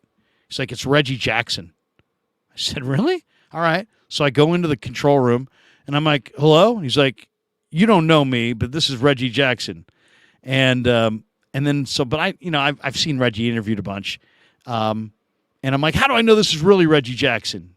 I was just kind of screwing around with him, and then he said a couple things about his career, and I'm like, I'm just joking, Reggie. I recognize your voice, and I know you're a Bay Area guy. He goes, I love your show, man. I love the way you talk baseball. He's like, I'd love to come on. I go, can you come on right now? He's like, sure. So we come out of the break, and it's like, hey, yeah, we're talking on the weekend. Reggie Jackson's driving to the airport, and then he disagreed with one of my points, and he agreed with one of my points, but it was like, Reggie freaking Jackson just called in, Mr. October. But then I've done other interviews with Reggie in the last 25 years, and if you catch him like in a good mood, he's awesome. But if you catch him in when he's not in a good mood, he can be very cantankerous and he'll battle you. So you just kind of know what mood he's in. I mean, this is the bottom line. The New York media is aggressive, so you got to know how to deal with them. He's figured out how to do it, so he's kind of used to the media being super aggressive. So he kind of takes an aggressive approach. But I love Reggie. Reggie was, you kidding me? Reggie's the man. Beta 1795. Larry, how many wins for the Niners in 2023? I don't even know the schedule yet. I'd say 12. Vegas has them at 11.5 over-under. I think it's the highest over-under of anybody in pro football. Daryl Smock. Trey's a grown man. He can go where he wants. The cat god sounds jealous. Yeah, come on. Doesn't matter. I don't care if he goes to a strip club, as long as it's not during practice. Rob C. says, I hope 49ers draft Cody Mauch tomorrow. Seriously, I could park my Tahoe between that guy's front teeth. That guy's fun to watch. He's kind of a throwback. Right tackle, right guard, left guard. Those are his spots. He'd be nice. I think he's also a second-round guy. I don't think he's going to fall to them at 99. But it's not for sure. And if he fell to them at 99, I think they might grab him. Michael says, Larry, who do you think the Niners will pick 99 in the third round, or do you think they can move into the second round tomorrow if the Notre Dame tight end doesn't get picked? I get the sense from what John Lynch said to us last Monday in Santa Clara that he likes the depth of the draft and he's not going to try to trade up. As far as who's going to be sitting there, I think, the two guys that come to mind when I've done a bunch of these mock drafts, if you're looking for a defensive end, Yaya Diaby, who I think is a good marriage of athletic traits. He's got a great 40 time, great lower body explosion as far as he's got a great vertical, and he's got great film. Like if you watch Diaby at Louisville, he's a terrific pass rusher, and you can see those athletic dominant traits when you watch him. So Diaby would be interesting. I think it's a good marriage of athletic traits and college production, which is what I'm always looking for, and so I like him, and I like the other kid from Louisville as well, Catrell Clark, as a nickel corner. And those are the two guys that I think might be there in the third round. Though how great would it be to have Michael Mayer? Michael Mayer in the Niners offense would be unstoppable. Tony Nagatani. Krug and Mel definitely chilling at Cheetahs in the early 90s. Come on. What else? John Mernon. More Krug and Bruce Bourbon Street tales. Yeah, we had a good old time. And it wasn't just me and Damon. Me and Damon went out. Me and John Lund and Greg Papa went out. Me and Chris Townsend went out. We were at Pat O'Brien's in the quarter. Chris Townsend and I, and we're throwing back drinks. It's 3:30 in the morning, and all of a sudden a brawl starts right by where I'm sitting. And Townsend looks over at me, and he's like, he kind of gives me the head bob. He's like, dude, there's two guys brawling behind you. And there was somebody on a piano. It was a piano bar that's connected to Pat O'Brien's. And the person kept playing the piano. And there's guys throwing chairs. And there's people throwing blows. You would think the guy on the piano would have stopped playing. No, he keeps playing. There's chairs and glasses and stuff breaking. And so I grabbed one of the guys and pulled him back because he's kind of wailing on. It was a young guy and an old guy. Now I pull the guy back. Now the guy that's playing the piano sees there's a brawl, stops playing, kind of the lights go on. A couple security guys run over. A couple plainclothes policemen come over. And it's a guy in his 60s fighting a guy in his 30s. I'm like, what the hell?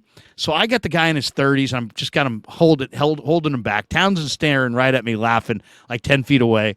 The cops are like, let him go. So I let him go. And all of a sudden, he's like, so what? The cop goes, what the hell's going on here? And the guy goes, he goes, that guy right there is causing all this shit and this and that. He's yelling at the older guy's yelling at the younger guy. And I'm thinking, okay, he's arguing. And the guy goes, come on, Dad. He was fighting his dad. A kid was fighting his dad. And so the cop goes, wait a second, this is your dad?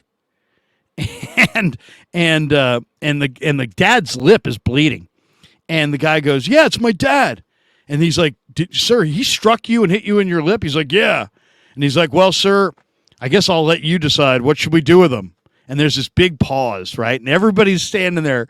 The music stopped. Everybody's looking at these two guys, the cop, me. I'm standing off to the side. And he goes, what do you want me to do with this guy? And he looks right at his kid. He looks right at the cop. And he goes, arrest his ass. And the cop said, okay, cuff the kid, and took him out. And I just started laughing. I was like, oh, my God, that's the most hilarious thing. You're fighting your dad, and the cops come, and your dad's like, arrest him. It's like, who's going to bail him out? I don't know, probably my dad. The same guy who just had you arrested is probably the guy who's going to have to bail you out. Classic moment. Beta 1795. Larry, how many wins for our Niners next year? Yeah, I'm thinking 12. 12 wins. We got this one. Ken Martin. So, Krug, what about Malik Willis? Dude, there's so many people pushing back on that whole text about I think he's going to be traded to the Titans, and I threw in Malik Willis. I was just throwing in Malik Willis because I think they're going to get another quarterback who's going to be more like a third-string quarterback. But there were so many people who like pushed back like Malik Willis is the world's worst. Yeah, he's bad. He's not great. But I mean, they're not. You got to remember this. They're not looking for if they're going to get another quarterback. This idea that they're going to get a good quarterback. No, they're going to get a third-string quarterback. They're going to get like a true backup, like somebody who's not even the one or the two. If they're going to move off Trey and get another quarterback, it's going to be somebody who's not very good. It's going to be somebody who's just there as the third quarterback. And Malik Willis is plenty good enough to be their third quarterback. Anyway, so many people pushing back on that. I get it. I ran my mouth. We'll see where it goes tomorrow. Mr. Bell says, I'm hoping Niners trade up for Darnell Washington. Mr. Bell, how about the Darnell Washington one-hand grab in Indy at the Combine? One of the greatest catches of all time. It's unbelievable. Daniel Shabazz, Larry's natural bouncer instincts kicked in. Look at Jason. Larry, stop, Larry. You are garbage. You are garbage. Jason. Come on, Jason. Let's put Jason on permanent timeout. All right. We're getting towards the end. Someone says beads or booze. It was a combination. We got this one from Skyscraper. Larry, any updates on Pig and a Pickle fan meetup? We're still talking about it. Little fan meetup. How about that? Beta 1795. I'm an SI alum, class of 2001. Go Cats. Get them Cats. Go get them Cats. Best high school in the Bay. Mark Hope. Bills did great moving up for Dalton Kincaid, but what the fuck were the Vikings and Bengals doing? I don't like what the Texans did. Any thoughts? Okay, yeah, the Bengals, I didn't love the Bengals move. The Bengals went with Miles Murphy. Now, Miles Murphy's an incredible workout guy. So, like, if you based it off the workouts, yeah. But, like, he's an edge rusher who's not the fastest. He's big, strong, and athletic. He was on the Bruce Feldman freaks list. But I watched the film. I didn't see much there. I saw a big 280-pound defensive end who's not really explosive off the edge and not really a 5 technique and a 3-4. And I don't think he's strong enough to be an interior player in a 4-3. I mean, I just see a guy who's got incredible workout numbers, who looks like a base end. That's not a first-round pick. I don't think he's going to have – we'll see. We'll see. He was very highly rated. Very highly rated. The Vikings, as far as what the Vikings did, let's go back to the Vikings pick. Minnesota went with Jordan Addison. Yeah, I mean, they have the 31st defense. Now, he was the 2021 Biletnikoff Award winner, so it's not like Addison can't play. He can play. But you have Justin Jefferson. And I know you lost Thielen to Carolina, but your defense was horrible. Horrible. You need defense. I mean, what do you think you're going to do? You're just going to outscore everybody? This isn't an arena league. So I didn't like what the Vikings did. As far as the Texans, C.J. Stroud had an incredible, career at Ohio State. But there's been many Buckeye quarterbacks who were equally incredible that didn't do anything in the pros. So I'm a little skeptical. I'm a little worried about the low cognitive test there since it was so low. Did he try hard? Did he not try hard? I mean, what's the deal there? And then as far as the next pick, Will Anderson. What is Will Anderson? I mean, like, is Will Anderson? I watched Alabama a ton, and Will Anderson is an incredible athlete.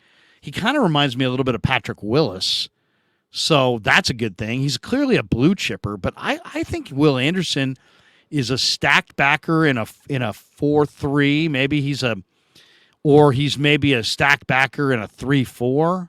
But I don't think maybe he's a outside linebacker in a 3-4. But he's not a 4-3 defensive end. He doesn't have the movements. He doesn't use the leverage. He doesn't have any of the techniques that look like he's an incredible athlete, but he's more like Patrick Willis. I think he's a stacked backer. And as a stacked backer, I think he's unproven. So to me, I guess the best spot for him would be strong side backer in a 4-3, but they used him as a defensive end. I mean, they literally used him as a 4-3 defensive end, and he's 245. So I don't know. He's a great athlete. I'll say that. He was as productive as any college football player there was. But that's on Bama's defense, and Bama was stacked. So I don't know, man. He's going to be an interesting guy to see exactly how the Texans use him. Do they use him at linebacker? Do they use him at defensive end? Do they ask him to put on weight? Do they try to lean him out? Is he going to be a stack backer inside? To me, that's what I think he is. And then if he's a strong side backer in a 4-3, you're playing in the sub package 70 to 75% of the time. So usually you're putting a fifth defensive back out there, sometimes a sixth. You're taking your one of your base linebackers off the field. I would imagine he'll stay on the field, but at what? At inside backer? So I don't know. I'm not really sure how he's going to fit. His tape is awesome.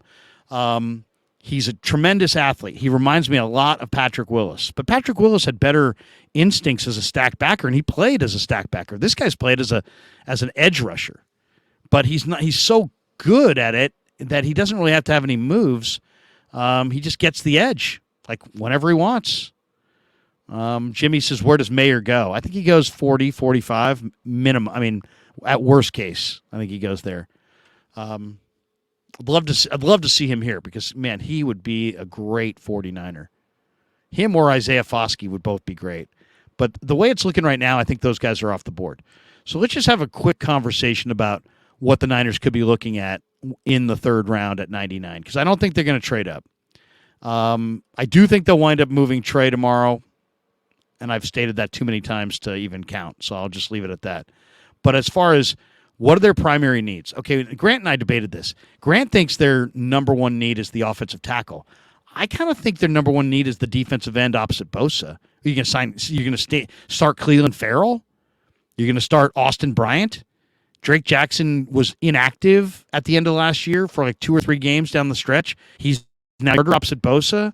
I think you need a big-time edge rusher. And that's why I suggest Foskey might be the guy. So who's on? Will Anderson, Tyree Wilson, Lucas Van Ness, Nolan Smith, Will McDonald, Miles Murphy, Felix Anadike Uzuma. Those guys are all gone. And that's about right. That's what they projected. Now, from what I'm looking at, the board I'm looking at has Foskey in round 2, B.J. Ojolari in round 2, Derek Hall at Auburn in round 2, Byron Young from Tennessee in round 2, Tupelodu from SC, who's sack monster. He's round as well. And then they have, I guess he'd be round 3. Yaya Diaby would be I think you're looking at the best edge rushers will probably be Yaya Diaby, Zach Harrison from Ohio State, Isaiah McGuire from Missouri. Those probably are the 3 best guys that you're looking at. Maybe Nick Hampton. I personally love Hampton from Appalachian State, and I love Fehoko, the Mountain West Defensive Player of the Year for the Spartans. And then I like some of the other guys, Jose Ramirez and Tyrus Wheat, Tavius Robinson, some of those guys that are more like day 3 guys. But, yeah, I think tomorrow, if you're looking for edge rushers, it'll be Diaby, Zach Harrison, Isaiah McGuire, maybe Andre Carter, the second. Those are the guys that will be staring them in the face at the end of the third round. At corner, what are you looking at? You're probably looking at Darius Rush, South Carolina, Corey Trice out of Purdue, Riley Moss from Iowa, Garrett Williams from Syracuse, Terrell Smith, who they worked out. I think they looked at him a couple times from University of Minnesota. Jalen Jones from A&M, Jacorian Bennett from Maryland, Caillou Blue Kelly from Stanford. I think those are probably the corners, and there's a couple too besides that. Jartavius Martin, Clark Phillips, Hodges Tomlinson, who's related to LaDainian, Catrell Clark. I would say Catrell Clark is a name to look for. And if you want to watch film on somebody, my buddy Tony Pauline said that Catrell Clark is a guy they're hot on the trail after. So he's a terrific nickel corner from Louisville. Starling Thomas. Those, I think, the DBs, or at least the corners. And as far as safety goes, it's hard to say. Sidney Brown from Illinois, Jair Brown from Penn State, Jamie Robinson from Florida State, J.L. Skinner from Boise State.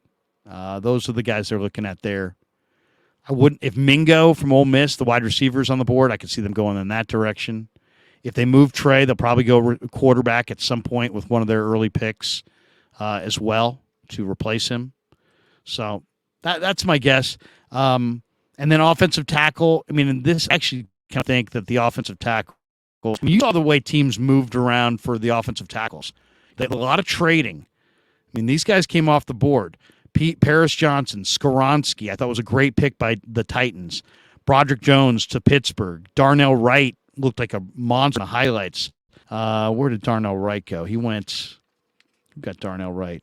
Bears got him. Anton Harrison.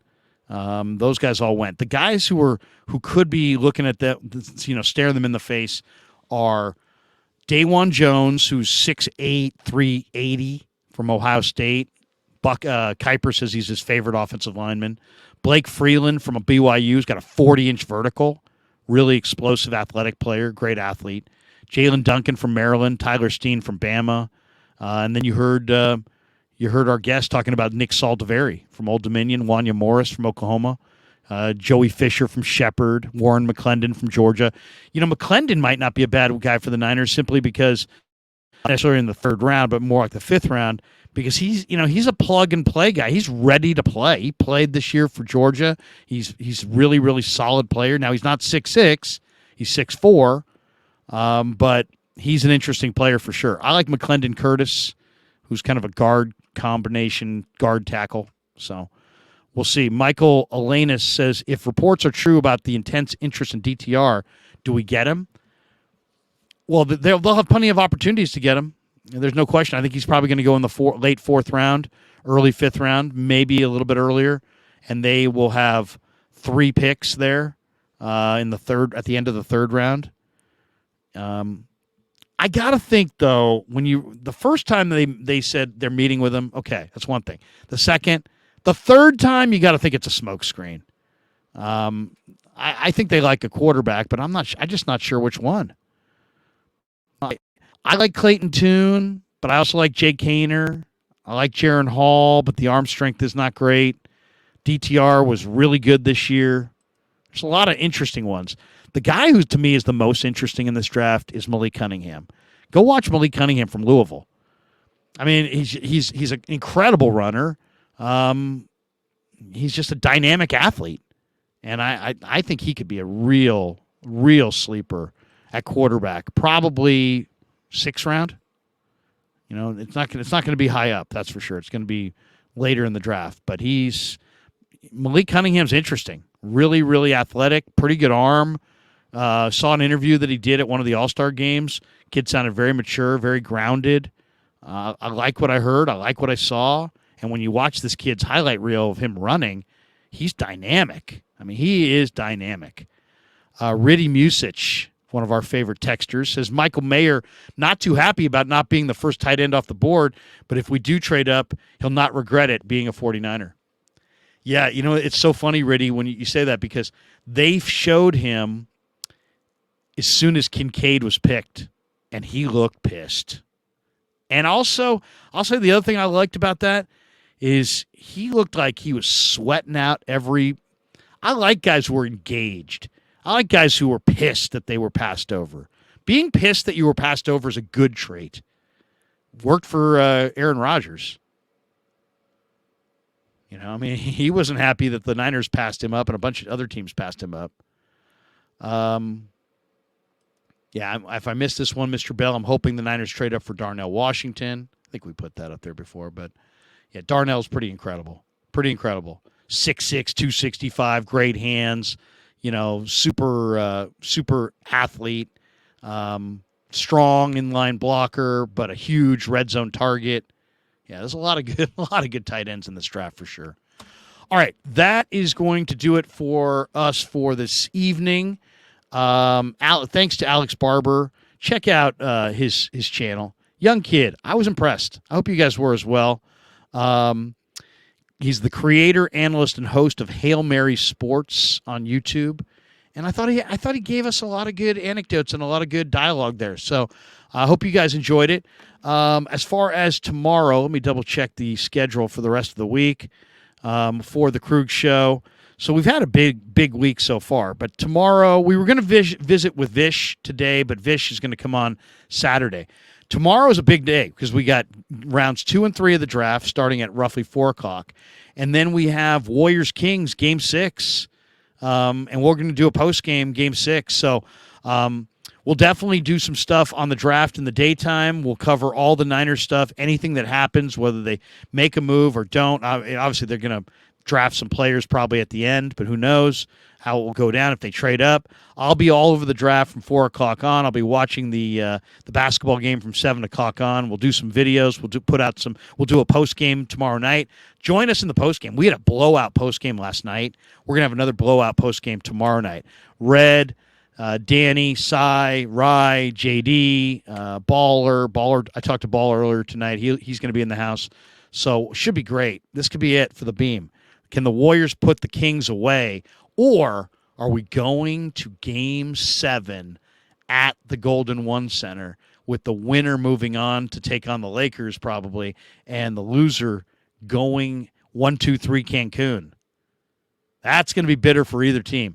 And I was asking some of the Kings fans the other night, if you're the Kings and I told you you're going down, it's like Danny would not play along, by the way. I was like, dude, Danny, you're frustrating me. I said, Danny, here's your hypothetical. It's my hypothetical. I said, you can either lose Game 6 in Golden State and have your season end there, or win Game 6 but lose Game 7 at home.